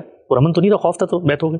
ایک ہی بات یہ ہے کہ ملوکیت اپنی ذات میں استبداد رکھتی ہے. یعنی ملوکیت میں چونکہ خاندان کو عصبیت حاصل ہوتی ہے اور باقی لوگ مر نہیں جاتے، وہ موجود ہوتے ہیں، ان کو استبداد کی بنیاد کے اوپر خاموش کرایا جاتا ہے. اس وقت بھی سعودی عرب میں اسی اصول پر، چین میں اسی اصول پر. ملوکیت ایک نظم ہے نا، اس نظم کے کچھ تقاضے ہیں، وہ ہر حال میں پورے کیے جائیں گے. تاہم یہ جو افسانہ ترازی لوگ کرتے ہیں یہ تاریخی لحاظ سے ثابت نہیں ہے. قصے ہیں، کہانیاں ہیں، لوگ بیان کرتے ہیں. پروپیگنڈا کا ایک طوفان ہے. 20 سال تک معاویہ رضی اللہ عنہ نے عامل شام کی حیثیت سے حکومت کیا. 20 سال تک اس پوری سلطنت کے جو 3 بر اعظموں کو چھو رہی تھی اس کے خلیفہ یا حکمران رہے ہیں. اور یہ حقیقت ہے کہ ان کے بدترین دشمن بھی اعتراف کرتے ہیں کہ عادلانہ حکومت کا بہترین نمونہ تھا. ذرا پڑھ کے دیکھیے، ذرا وہ کتابیں پڑھ کے دیکھیے جو ان کی مسیحی رعایا نے لکھی ہیں یا ان کی روایات بعد کے لوگوں نے لکھی ہیں. اندازہ ہو جائے گا کس طرح کی حکومت کی. تو حکومت عادلانہ ہو سکتی ہے، قانون کی حکمرانی ہو سکتی ہے، لیکن یہ کہ جب ملوکیت قائم کریں گے تو ملوکیت ووٹ لے کے ہوتی ہے. اس میں اختلاف کو، یعنی سیاسی اختلاف کو، آپ نے علمی اختلاف کرنا ہے کریں، آپ نے کسی کام پہ تنقید کرنی ہے وہ بھی سن لی جائے گی. اچھے حکمران سنتے رہتے ہیں. بعض اوقات ہمارے فقہاء نے بڑے بڑے باجبروت حکمرانوں کے فیصلوں سے اختلاف کیا ہے اور حکمرانوں کو ان کی باتیں ماننی پڑی، تسلیم کرنی پڑی. یہ ہو جائے گا. لیکن اگر وہ حکومت کو چیلنج کرنے کے لیے مقابلے میں آئیں گے تو پھر تلوار نکلتی ہے. ملوکیت کی بنیادی یہ ہے، وہ قوت کا اظہار ہے. بنیادی طور پر وہ قوت عصبیت میں بھی ہوتی ہے اور تلوار کی طاقت میں بھی ہوتی ہے. ولیعہدی کا اسلام میں کیا تصور ہے؟ اس سلسلہ گفتگو کی چوتھی نشست. صاحب کچھ بنیادی نقطے آپ کی جانب سے سامنے آ چکے ہیں. دین میں نظم اجتماعی کے قیام میں بنیاد ہے، قرآن مجید کی ہدایت دی گئی ہے، امرهم شورى بینہم، نقطہ واضح ہوا. ساتھ ساتھ آپ نے بتایا ہے کہ جب دین کی کسی ہدایت پر عمل ممکن نہ رہے تو خود دین ہی کی ہدایت ہے کہ پھر آپ متبادل جگہوں پر جائیں گے. جو متبادل رہے ہیں ان کو اپنایا جا سکتا ہے. یہ دینی لحاظ سے کوئی ناجائز امر نہیں ہے. ہم سب جس وقت یہ سلسلہ قائم نہیں رہ سکا اور سیدنا امیر معاویہ نے یہ سوچا کہ اب اس ہدایت پر عمل نہیں ہو سکتا تو پھر وہ ملوکیت کی طرف نظام کو دوبارہ پلٹا کے لے گئے. بیٹے کا انتخاب اسی پس منظر میں ہوا. مولانا مودودی کے اعتراضات بھی زیر بحث آئے. آگے بڑھانا چاہتا ہوں سلسلہ گفتگو میں. بتائیے گا کہ دین کی ہدایت پر عمل ممکن نہیں تھا، متبادل راہ اپنائی گئی. اب جب اپنائی جاتی ہے اور ایک حکومت بن گئی جہاں پہ یزید جو ہے وہ حکمران بن گئے تو یہ حکومت کی نوعیت کیا ہے؟ کیا یہ بالفعل حکومت ہو گئی، ڈیفیکٹو ہے، ڈی جورو ہے؟ ایک عام مسلمان اس کو دینی لحاظ سے اب کس نوعیت کی حکومت سمجھے گا؟ یہ جو دستور ہے ہمارا، اس کی بنیادی ہدایت کی میں نے وضاحت کر دی. وہ بنیادی ہدایت اللہ تعالیٰ کی طرف سے دی گئی ہے. اسے مسلمانوں کے ایک دائمی وصف کے طور پر بیان کیا گیا ہے سورہ شورى میں. اور یہ بتایا گیا ہے کہ مسلمان اپنے اجتماعی معاملات ہمیشہ لوگوں کی رائے سے قائم کرتے ہیں. امرهم شورى بینہم، مسلمانوں کا نظم اجتماعی ان کے باہمی مشورے پر مبنی ہے، ان کی آراء پر مبنی ہے. اور اس میں کوئی تفریق نہیں کی کہ فلاں کی رائے اور فلاں کی رائے، بلکہ سب مسلمان ہی مل کر اس کا فیصلہ کریں گے. یہ اللہ تعالیٰ کا دیا ہوا حکم ہے، اس کی ہدایت ہے، اور اللہ تعالیٰ یہ چاہتے ہیں کہ اسی طرح نظم قائم ہو. میں نے عرض کیا تھا کہ اگر کسی وقت اس ہدایت پر عمل ممکن نہ رہے، جب رسالت میں آپ صلی اللہ علیہ وسلم دنیا میں تھے تو اسی پر عمل کیا گیا. جب آپ دنیا سے رخصت ہوئے تو خلفائے راشدین نے اسی پر عمل کر کے اپنا نظم قائم کیے رکھا.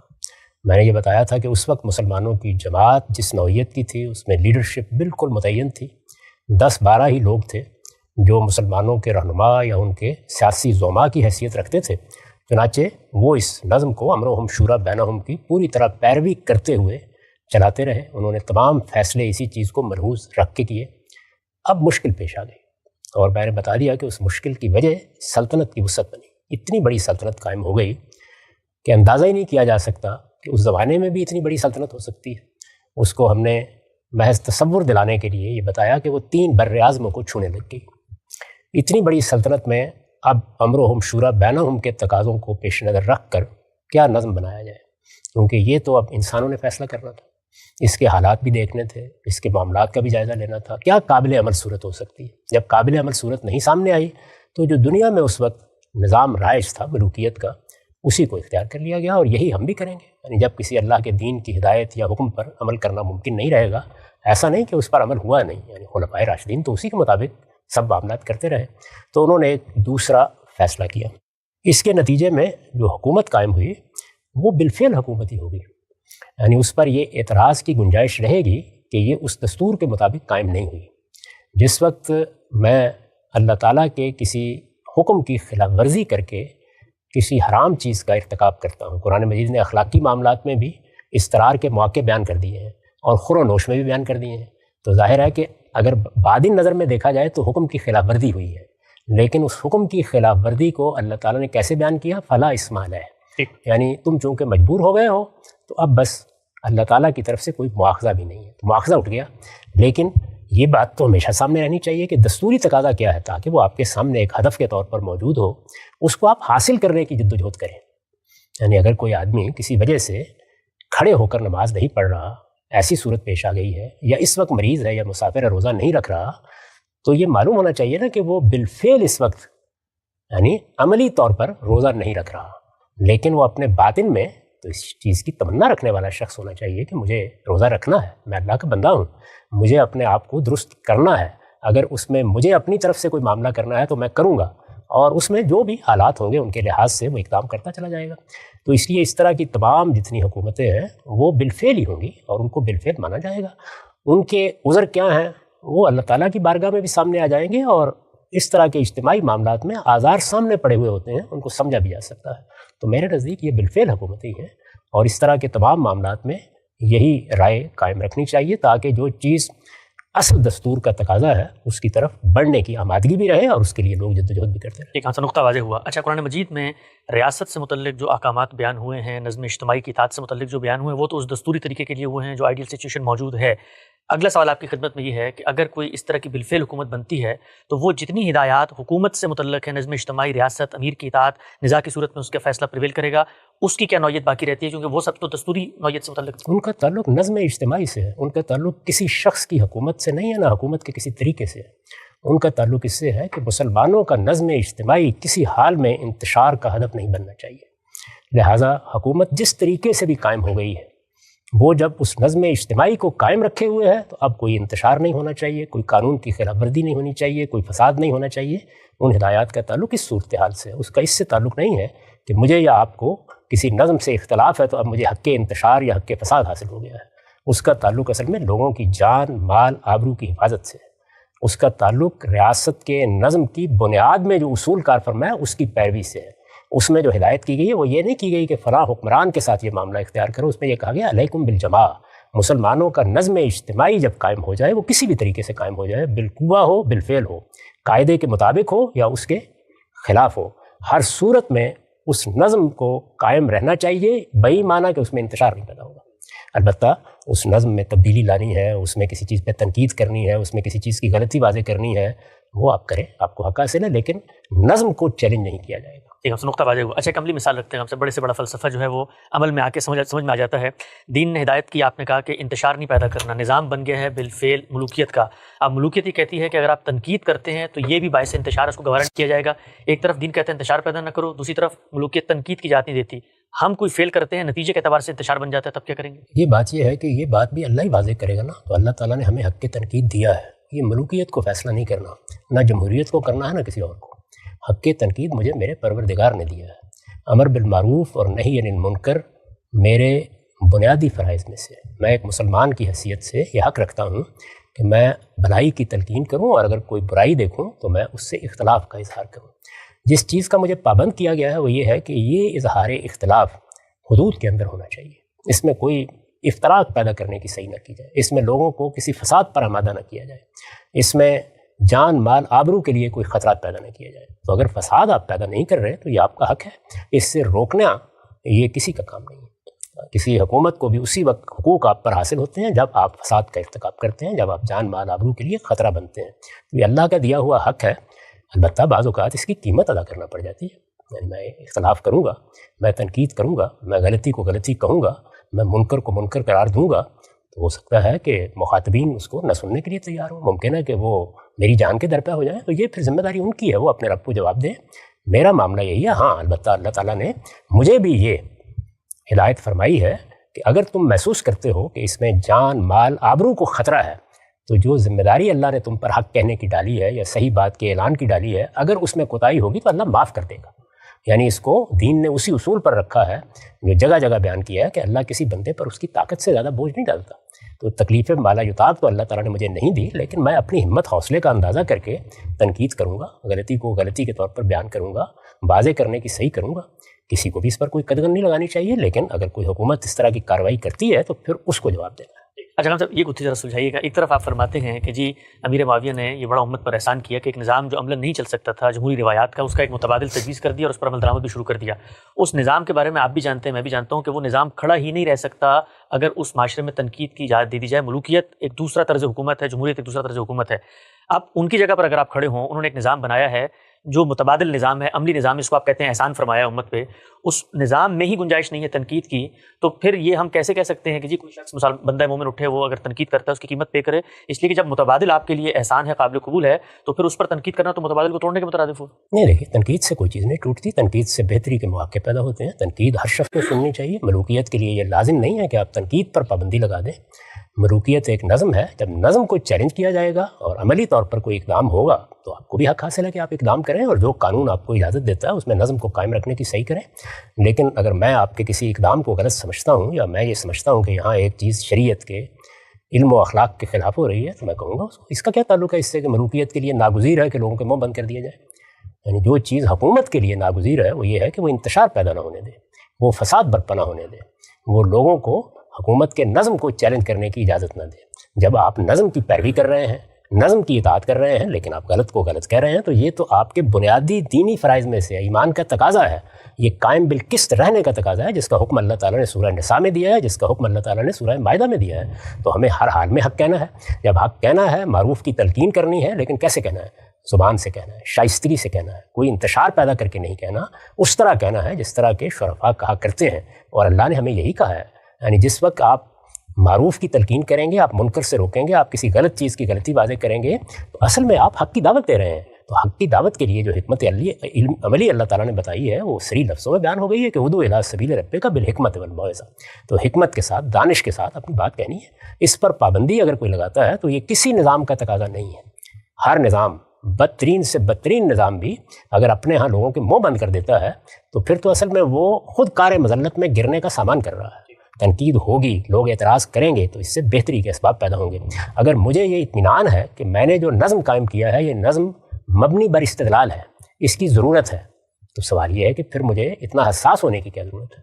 کوئی فساد پیدا ہوگا تو اس کو روکا جائے۔ واضح ہم سب آگے بڑھاتے ہیں سلسلہ گفتگو کو۔ یہ بیان فرمائی کا بھی ایک بڑا اہم نقطہ آپ کی زبان سے ہم نے سنا کہ رخصت تو ظاہری بات ہے، رخصت ہوتی ہے، کسی معاملے پر عمل درآمد ممکن نہیں ہے، متبادل راہیں بھی اپنائی جائیں گی، لیکن ایک شخص جو ہے اس کی کمر میں درد ہے، اب وہ بیٹھ کے نماز پڑھ رہا ہے، اس کو چاہیے نا کہ ڈاکٹر کے پاس جائے، دوائی لے، ایکس رے کرے تاکہ کھڑا ہو سکے اور پھر قیام کو قیام کی صورت میں ادا کرے۔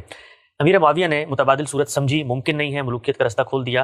وہ ذرا مجھے چند اقدامات بتائیے گا، ناقدین پوچھتے ہیں، جو اصل کو یاد رکھتے ہوئے اس کی طرف بڑھنے کے لیے کوئی بچے کو نصیحت کی ہو کہ بھئی اس وقت امکان نہیں ہے، میں جا رہا ہوں، لوگوں کو نصیحت کی ہو کہ کوئی اور رستہ نہیں ہے، اسی کو بنا لو، لیکن اصل کی طرف لوٹنا، دین کی ہدایت وہی ہے، عمل ممکن نہیں ہے، کوششیں کرتے رہنا، وہ کو دو چار چیزیں تو بتائیں۔ جب میرے کسی تکلیف کا معاملہ آپ پر بھی واضح ہے، مجھ پر بھی واضح ہے، تو یہ سب کرنے کی کیا ضرورت ہے؟ جب تکلیف دور ہو جائے گی تو ہر آدمی جانتا ہے کہ اصل لوٹ آئے گا۔ یعنی یہ کیا چیزیں ہیں جو ہم بیٹھ کے اس 21ویں صدی میں اس وقت کے تصورات کو سامنے رکھ کے کہتے رہے ہیں؟ ایک بالکل بدیہی صورتحال ہے کہ یہ عذر ہے، ہر ایک کو معلوم ہے، اور اگر کسی کو معلوم نہیں ہے تو اسے حق حاصل ہے کہ وہ سوال کر لے، پوچھ لے، جواب دینے والا جواب دینا چاہے گا جواب بھی دے دے گا۔ سوال یہ ہے کہ اس کے بعد ہمارے فقہا، ہمارے محدثین، ہمارے علماء ان کو کہیں بند کر دیا گیا تھا؟ ان سب کے لیے راستہ کھلا ہوا تھا کہ وہ دیکھیں. یہ تنہا امیر معاویہ کی ذمہ داری کیوں تھی؟ جو حکمران تھے ان کی بھی ذمہ داری تھی، علماء تھے ان کی بھی ذمہ داری تھی، فقہاء تھے ان کی بھی ذمہ داری تھی. وہ بتاتے کہ یہ چیزیں ممکن ہو سکتی ہیں. تو ممکنات کی بحث تو پہلے علم کی دنیا میں ہوتی ہے، وہاں ہوگی تو اس کے بعد وہ ریاست کی سطح پر بھی زیر بحث آ جائے گی. وقت واضح ہوا، آگے بڑھاتے ہیں پوری بحث کو. یہاں تک پہنچ گئے ہم صاحب. اس کے بعد ایک شخص اٹھتے ہیں اور وہ یہ کہتے ہیں کہ یہ جو کچھ آپ نے متبادل رستہ اپنایا ہے میں اس کو خلاف دین سمجھتا ہوں. اس کے جو اثرات نمایاں ہوئے ہیں ملت پر وہ اپنے اندر ایک فساد رکھتے ہیں، اور آگے بڑھ کے اس حکومت کو جو کہ اصل دین کی ہدایت پر قائم نہیں ہوئی تھی اس کو ہم تبدیل کرنے کی صحیح کرتے ہیں. جی ہاں، میں بات کر رہا ہوں نواسہ رسول سیدنا حسین کی. آگے بڑھے، ایک اقدام کیا اور اس کے بعد لوگوں کو جمع کرنا شروع کر دیا. اصولی دینی ہدایت میں سب سے پہلے بتائیے کیا ان کو یہ کرنے کا حق تھا ایک حکومت کے اندر کھڑے ہو کر اس کو چیلنج کرتے؟ یہ جو کچھ آپ نے بیان فرمایا یہ کہاں سے الہام ہوا؟ انہوں نے تو کبھی یہ نہیں کہا. یعنی میری ساری زندگی پڑھتے ہوئے گزر گئی ہے، کسی مستند روایت میں ان کا یہ موقف بیان ہی نہیں ہوا، کہیں بیان نہیں ہوا. وہ کیا بیان ہوا ہم سے؟ یعنی وہ تو میں عرض کر دوں گا کہ انہوں نے کیا کیا اور ان کا موقف کیا تھا، لیکن یہ ہم اپنے بزرگوں کے منہ میں وہ بات کیسے ڈال سکتے ہیں کہ جو کسی استناد کے ساتھ ہم تک نہیں پہنچی؟ کیا انہوں نے کوئی تقریر کی؟ کیا انہوں نے کوئی بیان دیا؟ کیا انہوں نے یہ بات اپنے رفقا سے کہی؟ اسی طرح آگے آپ نے یہ واضح کیا کہ انہوں نے لوگوں کو بلانا شروع کر دیا. انہوں نے کبھی لوگوں کو نہیں بلایا، انہوں نے کوئی انتشار پیدا نہیں کیا. ان میں سے کوئی چیز ہوئی نہیں سرے سے. اس بات کو سمجھیے پہلے کہ اس وقت دو بڑی سیاسی قوتیں تھیں، ایک شیعان معاویہ، دوسرے شیعان علی. اس زمانے میں دونوں ہی کے لیے یہ شیعہ یا شیعان کی اصطلاح استعمال ہوتی تھی.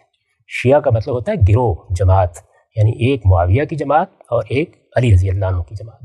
یہ دو جماعتیں سیاسی لحاظ سے موجود تھیں، دونوں کے پیچھے سیاسی عصبیت بھی موجود تھی. سیدنا علی بھی ایک بڑی شخصیت تھے اور آخر ان لوگوں میں سے تھے کہ جن کو خود سیدنا عمر نے کہا کہ اس وقت مسلمان اگر کسی کی قیادت کی طرف دیکھ سکتے ہیں تو ان 6 لوگوں میں تم بھی ہو. ایسی شخصیت تھے. پھر انہوں نے نظم اجتماعی سنبھال بھی لیا اور اس وقت مسلمانوں نے ان پر اعتماد بھی کیا. اس صورتحال میں یہ دوسری جماعت کہیں ہوا نہیں ہو گئی، موجود تھی. اس جماعت کی قیادت سیدنا علی کی شہادت کے بعد ان کے صاحبزادے سیدنا حسن کو منتقل ہوئی رضی اللہ عنہ. انہوں نے حالات کا جائزہ لیا، بالکل ایسے ہی جیسے میں نے عرض کیا کہ معاویہ رضی اللہ عنہ نے دنیا سے رخصت ہونے سے پہلے حالات کا جائزہ لیا اور انہوں نے اپنے خاندان کی حکومت قائم کرنے ہی کے حق میں فیصلہ کیا. انہوں نے بھی حالات کا جائزہ لیا اور یہ خیال کیا کہ اب جنگ و جدال کی یہ نوبت آ گئی ہے، اس کو جاری نہیں رہنا چاہیے. بہت کوششیں ہو گئیں، 5 سال ہو گئے تھے. یہ خانہ جنگی کی صورت رہے گی اور اس سے نظم اجتماعی بھی بربادی کی طرف بڑھتا چلا جائے گا. مسلمانوں کی بڑی سلطنت ہے، اس کو قائم رہنا چاہیے. اس کا لحاظ کر کے انہوں نے مسلمانوں کے اس وقت جو 2 بڑے سیاسی گروہ تھے ان میں صلح کا اقدام کیا اور یہ تسلیم کر لیا کہ اب معاویہ رضی اللہ عنہ ہی حکومت کا نظم سنبھالیں گے. چنانچہ ایک معاہدہ ہو گیا اور معاویہ رضی اللہ عنہ کو حکومت منتقل کر دی گئی. یعنی یہ 2 بڑے سیاسی گروہوں کے درمیان ایک معاہدے کے نتیجے میں قائم ہوئی. دنیا بھر میں حکومتیں ظاہر ہے کہ یا تو کسی اقدام کے نتیجے میں جس میں آپ فوج لے کے نکل کھڑے ہوتے ہیں اور فتح کر لیتے ہیں قائم ہوتی ہیں، یا معاہدات سے وجود میں آ جاتی ہیں. تو ایک معاہدے کے نتیجے میں معاویہ رضی اللہ عنہ کی حکومت تسلیم کر لی گئی. 20 سال تک وہ حکومت کرتے رہے. بڑی عادلانہ حکومت انہوں نے کی، بڑا غیر معمولی نظم قائم کیا، بڑی وسعت بھی پیدا کر دی. اس میں کچھ اقدامات پر نقد بھی ہو سکتا ہے، کچھ اقدامات سے اختلاف بھی کیا جا سکتا ہے، لیکن ایک اچھی حکومت قائم رہی. اب وہ دنیا سے رخصت ہو رہے تھے تو دوسرے سیاسی گروہ کی یا شیعان علی کہہ لیجیے، ان کی قیادت انہی کے صاحبزادے سیدنا حسین کے پاس تھی. انہوں نے ان کے اس فیصلے کو تسلیم نہیں کیا. جو فیصلہ انہوں نے اپنے بات کے لیے کیا تسلیم نہیں کیا. یہ نہیں بتایا کہ کیوں تسلیم نہیں کیا. جو باقی داستان ہے وہ اصل میں ہم بنا دیتے ہیں. تسلیم نہیں کیا. تسلیم نہیں کرنا تو چیلنج ہی ہونے کا جو عملی تسلیم حضرت سعد بن عبادہ نے بھی نہیں کیا. ہم بارہا ایسا ہوتا ہے کہ انتخابات ہوتے ہیں، موجودہ زمانے میں ہم کہتے ہیں کہ یہ انتخابات ٹھیک نہیں ہوئے، ہم اس حکومت کو تسلیم نہیں کرتے.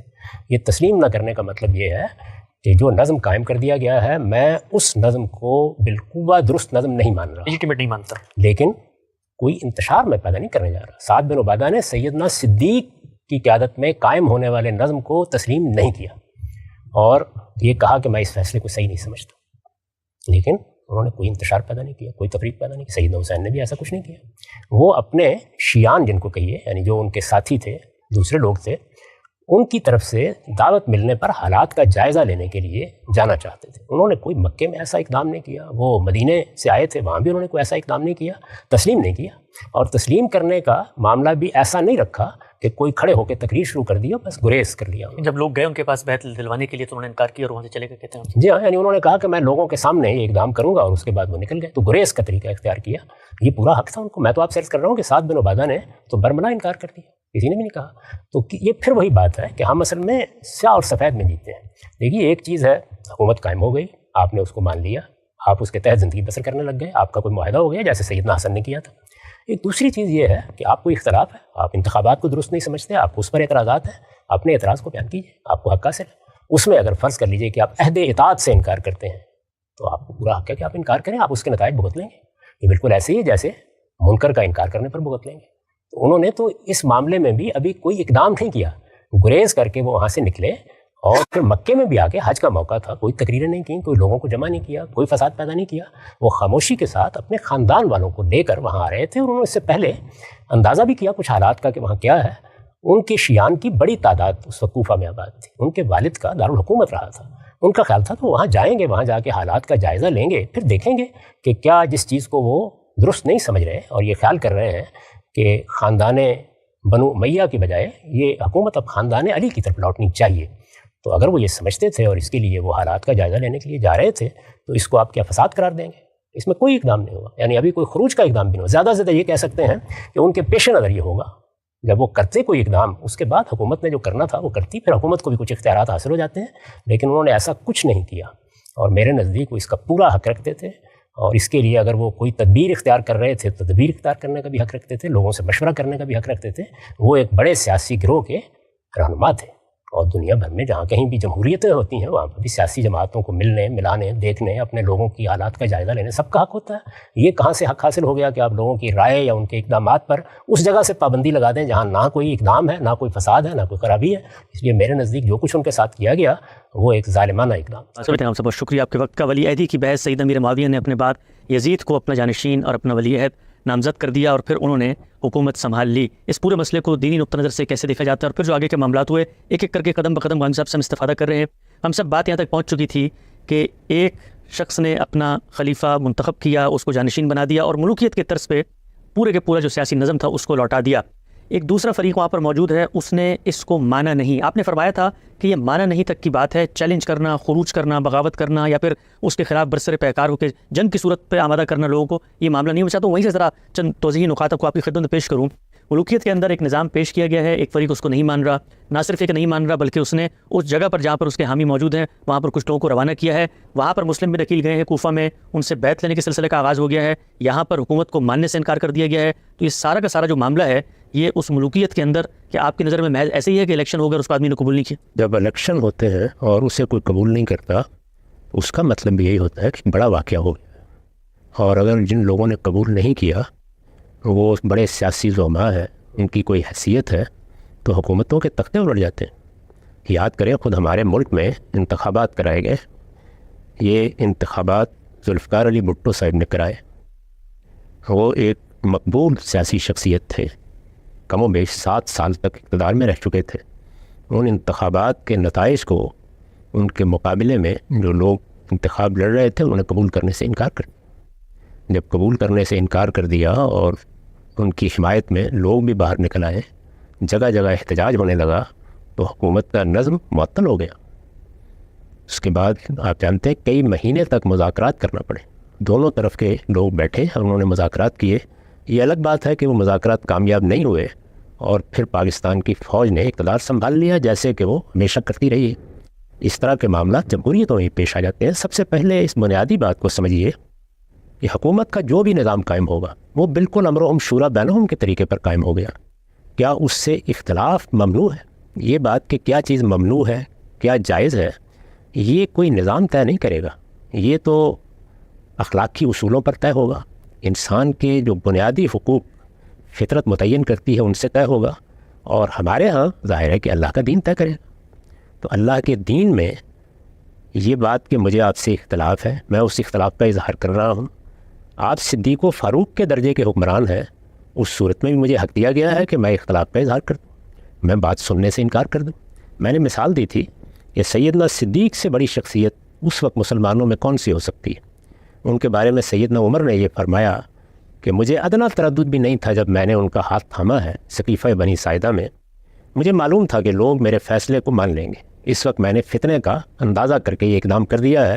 اس کی دلیل انہوں نے کیا دی؟ بخاری کے الفاظ ہیں تقطع العناق علیہ, وہ ایسی شخصیت تھے کہ ان کے سامنے بڑے بڑوں کی گردنیں جھک جاتی تھیں. ہم نے خود اپنی زندگی میں اپنے زمانے میں ایسے بڑے لوگوں کو دیکھا ہے کہ ان کی جماعتوں ہی میں نہیں بلکہ قوم اور ملک کی سطح پر بھی ان کی بات اسی عزت سے سنی جاتی تھی اور لوگ ان کی بات مان لیتے تھے. اس وقت بھی جو بڑے رہنما ہیں اگر آپ غور کر کے دیکھیں تو خود ہمارے اپنے ملک میں ان کو یہی حیثیت حاصل ہو جاتی ہے.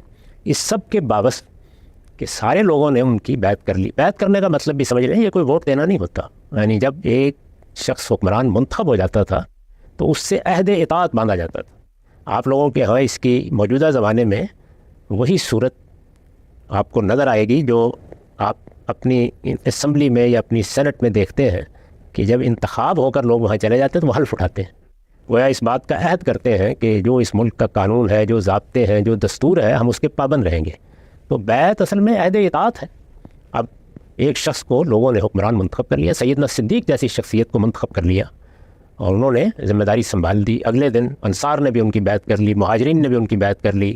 کوئی ادنا درجے کا اختلاف بھی سامنے نہیں آیا. زیادہ سے زیادہ یہ کہا جا سکتا ہے کہ سیدنا علی نے توقف فرمایا, لیکن سعد بن عبادہ نے تو بعد میں بھی ان کو نہیں مانا, وہاں سے چلے گئے.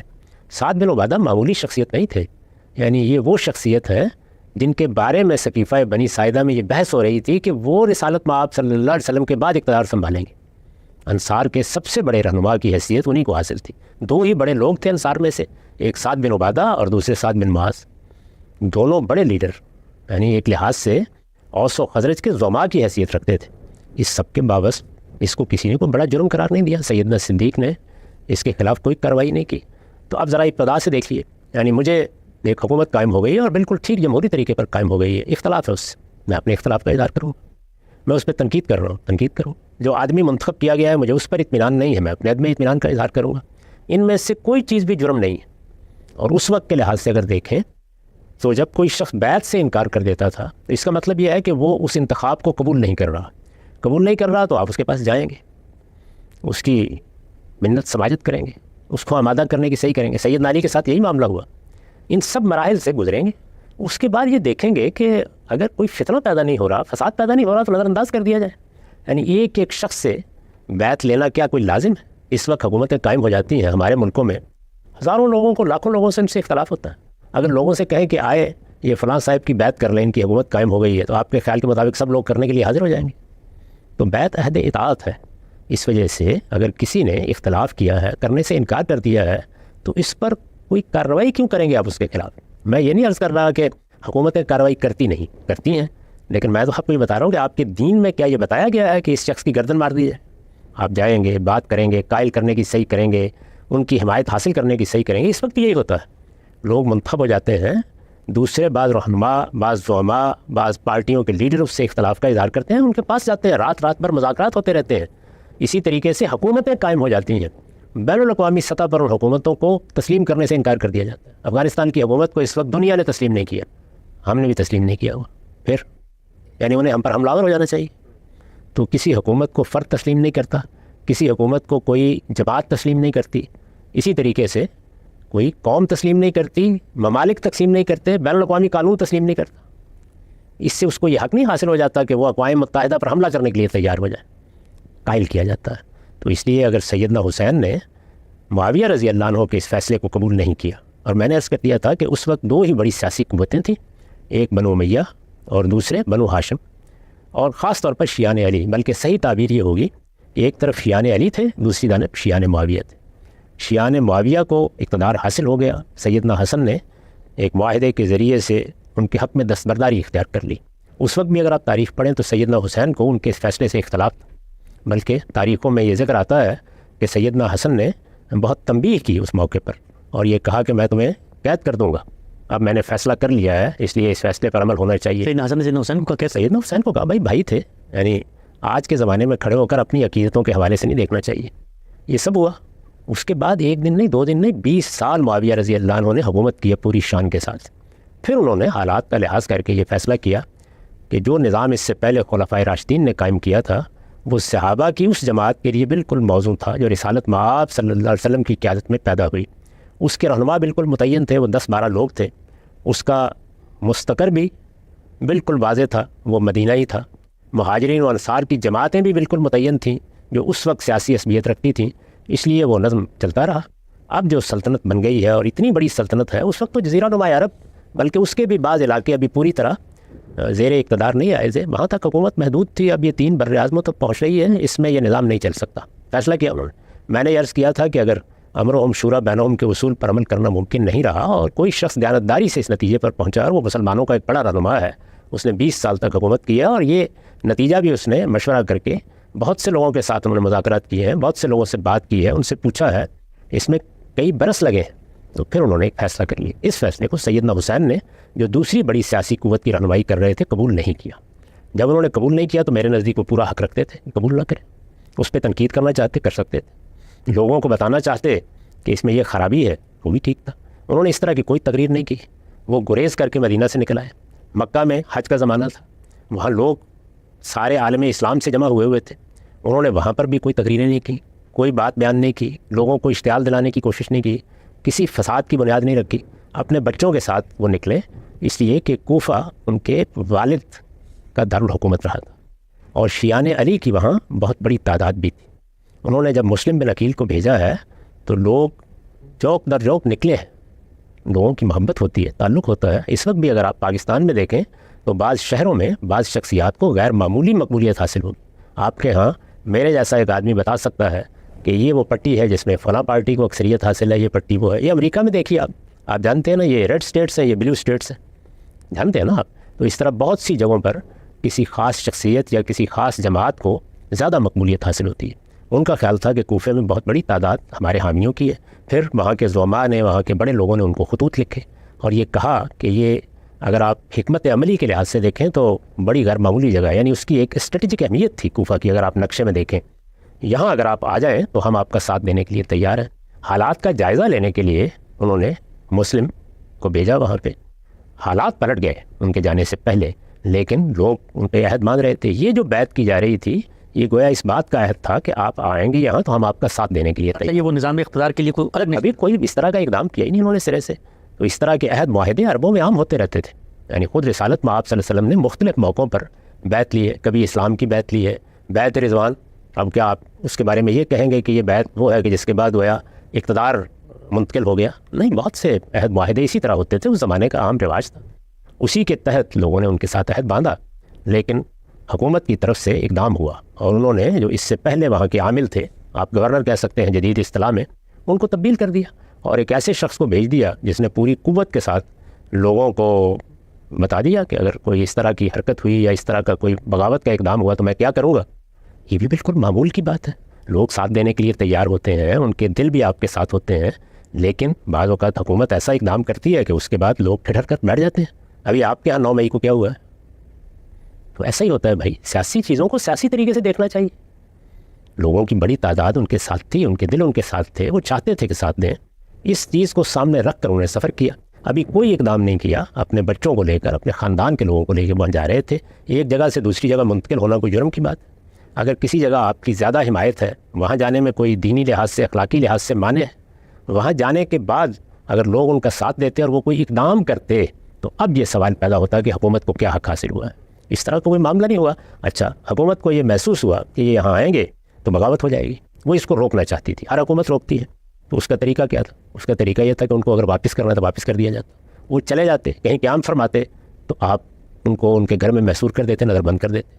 حکومت کے لیے ایک ایسی شخصیت کو جس کے ساتھ اس کے خاندانی کے لوگ ہیں، مار دینا، قتل کر دینا، یہ ضروری تھا؟ یہ کوئی معمولی اقدام ہے؟ یعنی یہ ایسے ہی کیا جا سکتا ہے؟ تو ہمارے دین کا قانون یہ ہے کہ آپ حکومت سے اختلاف کریں، آپ تنقید کریں، آپ کہیں، برملا کہیں کہ ہم اس حکومت کو تبدیل کرنا چاہتے ہیں. یہ سب باتیں آپ کو کہنے کا حق حاصل ہے. جب تک فساد پیدا نہیں ہوگا کسی شخص کی جان نہیں لی جا سکتی. اس لیے میں یہ کہتا ہوں کہ ان کی شہادت ایک مظلومانہ شہادت تھی. یعنی انہوں نے کسی جرم کا کوئی ارتکاب نہیں کیا تھا. ابھی کوئی اقدام نہیں کیا. جتنے اقدامات انہوں نے کیے، یہ خیال کرنا کہ میں حق ہوں، میں بہتر حکومت چلا سکتا ہوں، یا اس وقت ہم جو نظام دیں گے وہ اس کے مقابلے میں بہتر ہوگا، یا ہم لوگوں کی بہتر طریقے سے خدمت کریں گے، یا ہمارا یہ حق ہے. لوگ اس سے پہلے بھی ہماری حکومت کو یا میرے والد کی حکومت کو مان چکے تھے. یہ سب باتیں جتنی ہیں سب جائز باتیں، ان میں سے کسی چیز پر اعتراض نہیں کیا جا سکتا. اس کے لیے کسی جگہ جانا، اپنے حامیوں کو منظم کرنا، ان کی بات سننا، وہ وہاں جاتے حالات کا جائزہ لیتے، اور ظاہر ہے کہ ایک زیرک رہنما کی حیثیت سے اگر محسوس کرتے کہ کوئی اقدام کیا جا سکتا ہے تو کر لیتے. اچھا، اقدام کرنا کوئی ممنوع چیز ہے؟ جب حکومت استبداد کی بنیاد پر قائم ہوتی ہے، یعنی میں نے آگے جا کے دہلی کے تخت پر قبضہ کر لیا تو میرا حق تھا کہ میں قبضہ کر لوں، اب آنے والے کا حق نہیں ہے. یہ سب ہوگا. حکومتوں کو کسی اقدام کے خلاف کوئی اقدام کرنے کا حق اس وقت حاصل ہوتا ہے جب فساد برپا کر دیا جائے، کیونکہ قرآن نے یہ بات صاف صاف لفظوں میں کہہ دی ہے کہ انہو من قتل نفسا بغیر نفس و فساد فی الارض فکانما قتل الناس جمیعا. کسی شخص کی جان اسی وقت لی جا سکتی ہے کہ وہ کسی کو قتل کر دے یا کوئی فساد برپا کرے. اس طرح کی کوئی چیز نہ انہوں نے مکے میں کی، نہ مدینے میں کی، نہ راستے میں کی، نہ یہاں آ کے کی، بلکہ بار بار کہا کہ مجھے واپس جانے دیا جائے. کیوں نہیں واپس جانے دیا گیا؟ اس لیے معاملے کو ایسے دیکھنا چاہیے. ملوکیت کس طرح سے رد عمل ظاہر کرتی ہے وہ ہم جانتے ہیں کس طرح کرتی ہے، لیکن ہمارے دین میں ہر چیز کا دین کے زاویے سے جائزہ لیا جائے گا. آپ کے سوالات بھی یہی ہیں. ولی عہدی کی بحث آپ نے کہاں سے شروع کی تھی؟ وہ ملوکیت سے شروع کی تھی یا دین سے شروع کی تھی؟ تو اس میں نے آپ کو یہ بتایا کہ دین میں تو یہ طے کر دیا گیا ہے کہ امرہم شورا بینہم. یہی دین کی ہدایت ہے، یہی دین کا مطالبہ ہے، اسی کے مطابق حکومتیں قائم ہونی چاہیے. البتہ ہمارے دین میں انسانوں کو یہ رعایت دی گئی ہے کہ اگر وہ دین کے کسی حکم پر یا ہدایت پر یا کسی ارشاد پر عمل نہ کر سکیں، یعنی مجبوریوں کی وجہ سے، مجبوریاں انفرادی زندگی کی بھی ہوتی ہیں، اجتماعی زندگی کی بھی، تو اس صورت میں اللہ تعالیٰ مواخذہ نہیں فرمائے گا. اسی چیز کا لحاظ کر کے یہ فیصلہ کیا گیا کہ اس وقت جو سلطنت قائم ہو گئی ہے اس میں کوئی جمہوری نظام نہیں بنایا جا سکتا. میں اس پر بڑی تفصیلی بحث کر چکا ہوں کہ جمہوری نظام کے لیے پہلی ناگزیر شرط یہ ہے کہ ایک ایسا ایوان نمائندگان وجود میں لایا جا سکے جس کو پوری قوم کا اعتماد حاصل. ایسا اگر نہیں ہے تو آپ جمہوری حکومت نہیں قائم کر سکتے. اس مجبوری کی وجہ سے یہ طے کیا گیا کہ اتنی بڑی سلطنت میں ملوکیت کا نظم ہی بہتر ہے. اور اس وقت ظاہر ہے کہ میں نے عرض کیا 2 جماعتیں تھیں، 2 بڑی سیاسی قوتیں تھیں، شیعان علی تھے، شیعان معاویہ تھے. شیعان معاویہ کے پاس حکومت آ چکی تھی، 20 سال سے وہ حکومت کر رہے تھے، تو وہ اگر ملوکیت کا فیصلہ کریں گے تو اپنے مخالفین کی کسی جماعت کو جا کر کہیں گے کہ آپ اقتدار سنبھال لیں. وہ اپنے اندر ہی فیصلہ کریں گے، اور یہی فیصلہ انہوں نے کیا. اس فیصلے سے سیدنا حسین کو بھی اختلاف کا حق حاصل تھا، سیدنا عبداللہ بن زبیر کو بھی اختلاف کا حق حاصل تھا. یہ اختلاف کا حق اس وقت بھی تھا، یہ آج بھی ہے، یہ قیامت تک رہے گا. جب تک کوئی فساد کا اقدام نہیں کیا جاتا، لوگوں کی جان مال آبرو کو خطرے میں نہیں ڈالا جاتا، اس وقت تک کسی حکومت کو کسی کی جان لینے کا کوئی حق. بات کرتے ہیں آپ سے. بہت شکریہ آپ کے وقت کا. یزید کو ولی عہد مقرر کیا امیر معاویہ نے. ولی عہدی کے دین میں کیا حیثیت ہے؟ اسلام اس بارے میں کیا کہتا ہے؟ شرعی، اخلاقی اور جو مروجہ سیاسی اصول تو زمانے کے، اس کی روشنی میں غام صاحب کا نقطہ نظر کیا ہے؟ ایک ایک کر کے ہم سب موضوعات کے سلسلے کو ہم نے آگے بڑھایا. آپ نے جو بات پیش کی وہ یہ کہ دین میں ایک ہی طریقہ ہے جائز طریقے سے حکمران منتخب کرنے کا، امرہم شورا بینہم ہے. اگر اس پر عمل درآمد ممکن نہ رہے تو خود دین نے ہمیں بتایا ہے کہ متبادل راہوں کی طرف جایا جا سکتا ہے. سیدنا امیر معاویہ نے اسی متبادل راہ کا انتخاب کیا اور ملوکیت کا ایک نظام بنایا. بیٹے کا انتخاب اسی پس منظر میں تھا. گزشتہ نشست کے آخر میں نے ایک سوال آپ سے پوچھا تھا کہ یزید کے مقابلے میں جو شخصیت کھڑی ہیں ان کا نقطہ نظر کیا ہے، ان کا نیریٹو کیا ہے؟ کیا وہ اس کے مقابلے میں شرعیت پر مبنی اسلام کا کوئی الگ نظم اجتماعی بنانا چاہتے ہیں؟ کیونکہ بالعموم جو نیریٹو ہے وہ یہ ہے کہ ایک فاسق، ایک فاجر، ایک متغلب، ایک ایسا حکمران آ گیا ہے جس نے مذہب اسلام کے تاروپوت بکھیر دی ہیں اور اب کسی شخصیت نے اٹھنا ہے اور اٹھ کے دین کو اس کی حقیقی صورت میں بحال کرنا ہے. ہم لوگ تو بچپن سے شعر بھی سنتے آئے ہیں کہ اسلام زندہ ہوتا ہے کربلا کے بعد. میں چاہتا ہوں کھل کے بات کریں لوگ اب آپ کے سیاسی موقف کو اور جیسے آپ منفرد انداز میں چیزوں کو دیکھتے ہیں، اپریشیٹ بھی کر رہے ہیں. بتائیے گا مجھے سیدنا حسین کا جو موقف تھا کیا وہ یہ نہیں تھا جو عام طور پہ دنیا بھر میں معروف ہے کہ ایک فاسق، فاجر، ایک بدعہد حکمران آ گیا ہے، اب اسلام کو اس کے ہاتھوں سے آزاد کروانا ہے اور حقیقی اسلام کی بازیافت ہے، اس کے لیے جدوجہد کرنی ہے؟ ہماری بدقسمتی ہے کہ ہمارا رویہ بہت سی چیزوں میں علمی نہیں ہوتا. ہم اپنے خیالات کو واقعہ فرض کر لیتے ہیں. ابھی آپ نے فرمایا پوری امت سے کیا مراد ہے؟ ہمارے ہاں پچھلے 1400 سال 1500 سال میں بہت سے اہل علم پیدا ہوئے ہیں، مورخین ہیں، محدثین ہیں. تفسیر پر جن لوگوں نے غیر معمولی کام کیا ہے وہ لوگ ہیں. علم کلام کے ماہرین ہیں، فلسفے کے ماہرین ہیں، اسی طرح علوم عالیہ ہیں، نہ لغت، ان سب چیزوں کے وہ لکھ رہے ہیں. مورخین کا تو خاص موضوع یہی ہے. ان میں سے کسی نے یہ باتیں بیان نہیں کی. نکال کے دیکھ لیجیے. یعنی اگر کبھی موقع ملے تو صرف ابن کثیر کی البدایہ والنہایہ نکال کر دیکھ لیجیے. واعظ حضرات ایک افسانہ بنا کے پیش کر دیتے ہیں. اس طرح کے معاملات میں سب سے پہلا سوال جو ایک اچھے طالب علم کو، اور اگر اللہ تعالیٰ نے توفیق دی ہے تو ایک اچھے محقق کو یہ کرنا چاہیے کہ اس وقت کے لوگوں نے اپنا کیا مقدمہ بیان کیا ہے. ہم جب اپنے زمانے کے سیاسی حالات کا مطالعہ کرتے ہیں تو جو سیاسی رہنما میدان میں ہیں وہ دونوں باتیں بیان کر رہے ہوتے ہیں. یعنی وہ یہ بھی بیان کرتے ہیں کہ ہم کس مقصد کے لیے سیاسی جدوجہد کر رہے ہیں، بیان کرتے ہیں نا. اس وقت جو ہمارے ملک میں سیاسی جماعتیں ہیں، امریکہ میں سیاسی جماعتیں ہیں، اسی طریقے سے برطانیہ میں، دوسرے ملکوں میں ہیں، ہمارے ہمسائے میں بہت سے ممالک ہیں وہاں سیاسی جماعتیں موجود ہیں.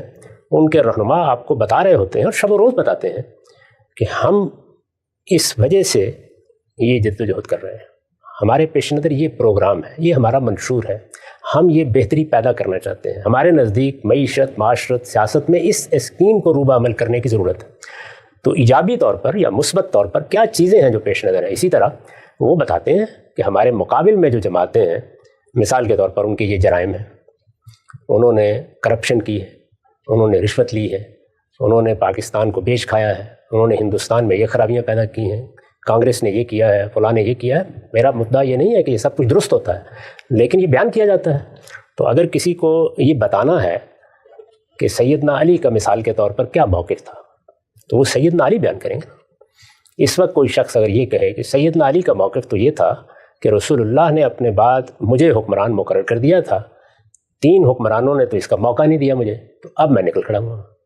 تو یہ بات اس وقت جو لوگ کہیں گے ان کے کہنے پہ مان لی جائے گی. آپ کو تاریخ میں جا کے دیکھنا پڑے گا کہ خود سیدنا علی نے جب خلافت سنبھالی یا جب خلافت ان کے پاس نہیں تھی تو انہوں نے اپنے بارے میں کیا بیان کیا. اسی طرح کا معاملہ، یہی اصول سیدنا حسین کے بارے میں ہونا چاہیے، یہی اصول سیدنا حسن کے بارے میں ہونا چاہیے، یہی اصول معاویہ رضی اللہ عنہ کے بارے میں ہونا چاہیے.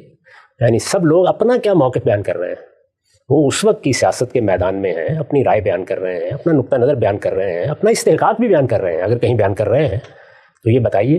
اس سے پہلے بھی آپ نے یہ سوال کیا تھا تو میں نے یہ پوچھا تھا کہ میں ایک طالب علم ہوں، ذرا مجھے کسی مستند تاریخی روایت میں بتا دیجئے کہ سیدنا حسین رضی اللہ عنہ نے خود ان میں سے کوئی بات کہی ہو، یعنی یزید کی یہ فرد قرار داد جرم بیان کی ہو تو مجھے بتا دیں کہاں بیان کی ہے، یا یہ کہا ہو کہ امرہم شورا بینہم کے تقاضے پورے نہیں ہو رہے، جمہوری حکومت قائم نہیں ہو رہی تو اس وجہ سے میں میدان میں اترا ہوں.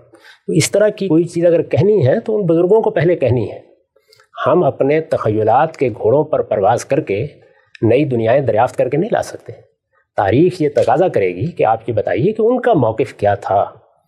اس وقت کی دنیا میں آپ کے سیاسی رہنما ہیں، روز اپنے موقف بیان کرتے ہیں، اس میں بھی بعض اوقات افواہیں اڑ جاتی ہیں. ابھی میں آج دیکھ رہا تھا کہ ہمارے ملک کے وزیر اعظم، جو اس وقت وزیر اعظم ہیں، وہ یہ بیان فرما رہے ہیں کہ فلاں اور فلاں معاملے میں میرا جو موقف بیان کیا گیا ہے وہ میرا موقف نہیں ہے. تو بارہا ایسا ہو جاتا ہے کہ اس دنیا میں، یعنی جس میں ریڈیو ہے، ٹیلی ویژن ہے، سوشل میڈیا ہے، معلوم نہیں کیا کیا ذرائع ہیں، ایک طوفان ہے، ہر طرف کیمرے موجود ہیں، وضاحت کی ضرورت پڑتی ہے نا. تو میں تو وضاحت کی بات نہیں کہہ رہا، میں تو یہ کہہ رہا ہوں کہ مجھے ذرا دکھا دیجئے کہ ان میں سے کون سی بات انہوں نے فرمائی ہے. تو جو لاکھوں لوگ وہ موقف بیان کر رہے ہیں، آپ خود فرماتے ہیں اتنا بڑا جنگ غفیر، پہلی بات آسمان سے اتر کے آئے نہیں، نہ کسی میدان میں جمع ہو کے سب مل کے جھوٹ بولیں گے. یہ لاکھوں کروڑوں لوگ دنیا بھر میں جو عزاداری کرتے ہیں، ماتم کرتے ہیں، دنیا کو یہ مقدمہ بتاتے ہیں، تو یہ مقدمہ آخر پیچھے نسلوں نے ان کو پہنچایا ہوگا. اب یہ دیکھ لیجیے، یہ بھی ایک دلچسپ سوال ہے. یعنی ایک واقعہ پیش آیا ہے جس کو غدیر خم کا واقعہ کہا جاتا ہے. ایک تالاب پر رسالت مآب صلی اللہ علیہ وسلم نے پڑاؤ کیا اور وہاں ایک واقعہ پیش آیا. اس میں جو بات کہی گئی ہے وہ بات ہمارے ہاں بھی موجود ہے، وہ اہل تشیع کے ہاں بھی موجود ہے.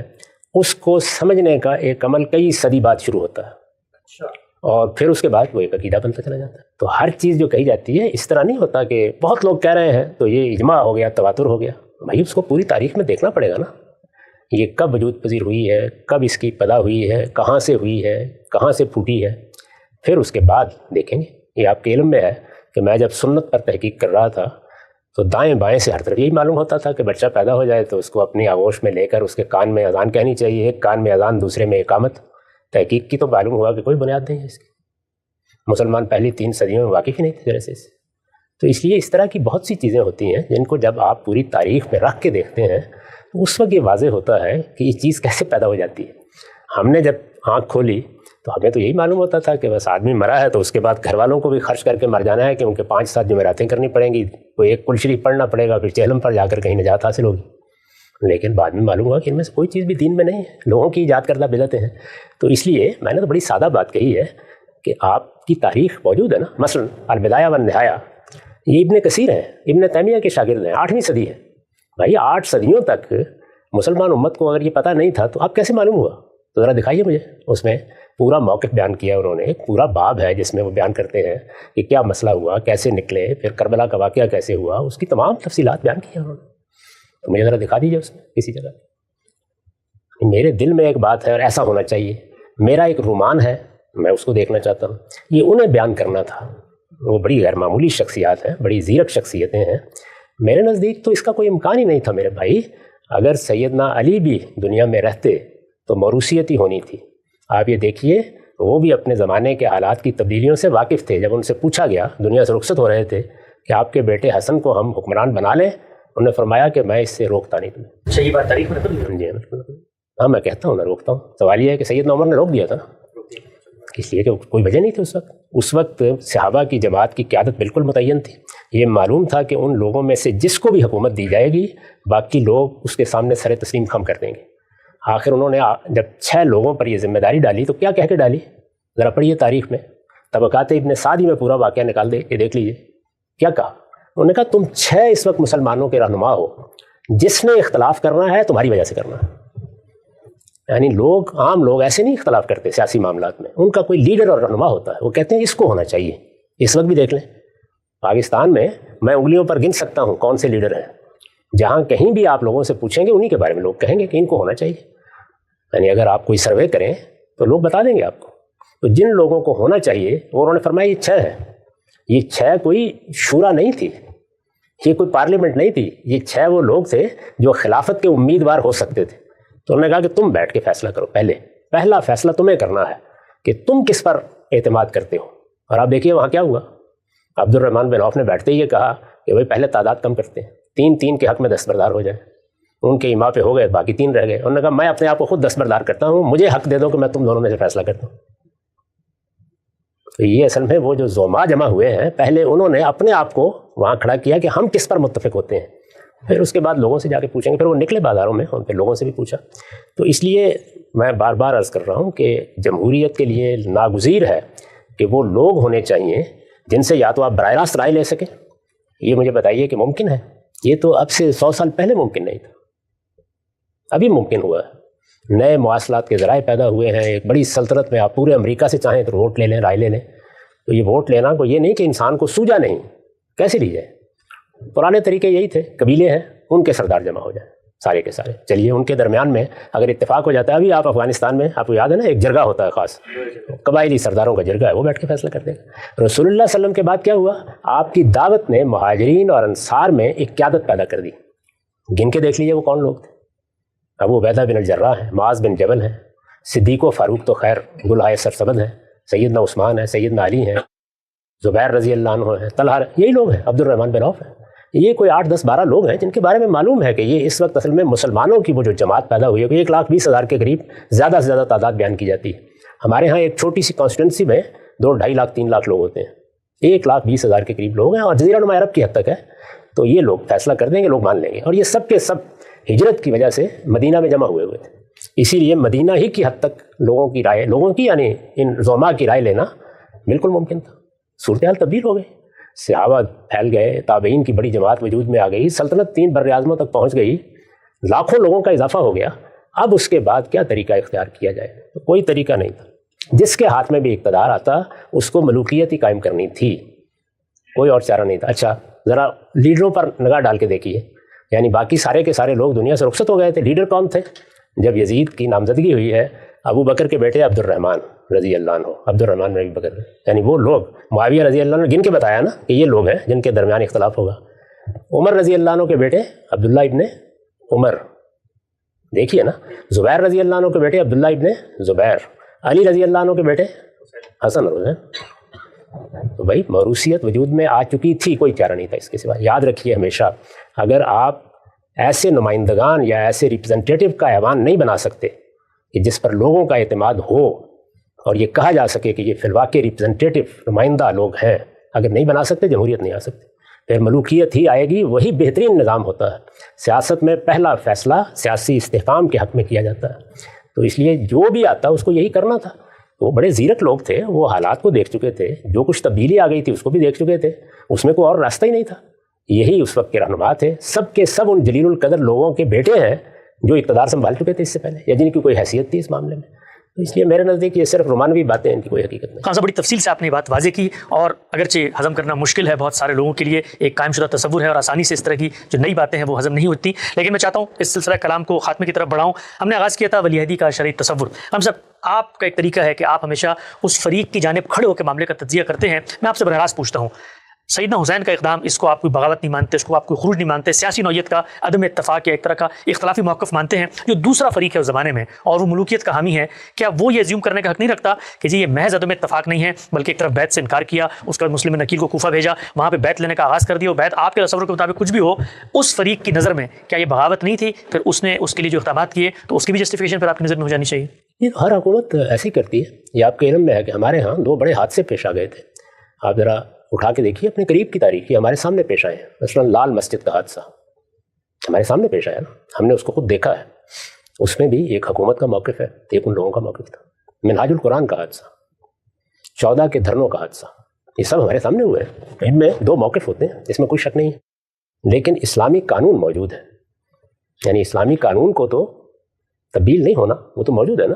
یہ سیاسی لحاظ سے بھی سمجھ لیجیے. دور حاضر میں 4 بنیادی سیاسی اقدار ہیں: جمہوریت، قوموں کا حق خود ارادی، انسان کے بنیادی حقوق اور قانون کی حکمرانی. ہم دور حاضر میں کھڑے ہیں.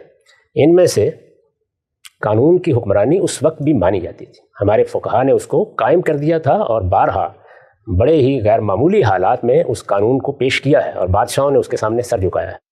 اس وجہ سے ہم تو یہ دیکھیں گے کہ اسلامی قانون کی روح سے کیا اسے بغاوت قرار دیا جا سکتا ہے.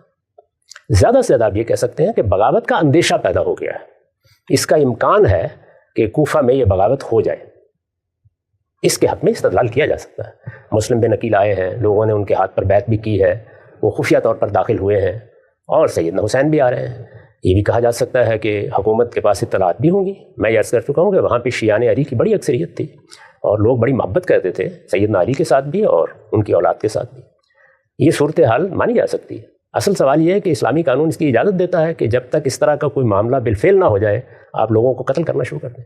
تو میں نے تو اس زاویے سے بتایا ہے کہ اس کو مان بھی لیجئے تو کیا کرنا چاہیے تھا، یعنی ان کو واپس بھیج دیا جاتا. وہ اگر اپنے خاندان کے ساتھ، اپنے احباب کے ساتھ وہاں منتقل ہو رہے تھے تو کہیں قیام فرماتے تو قیام فرمانے دیا جاتا.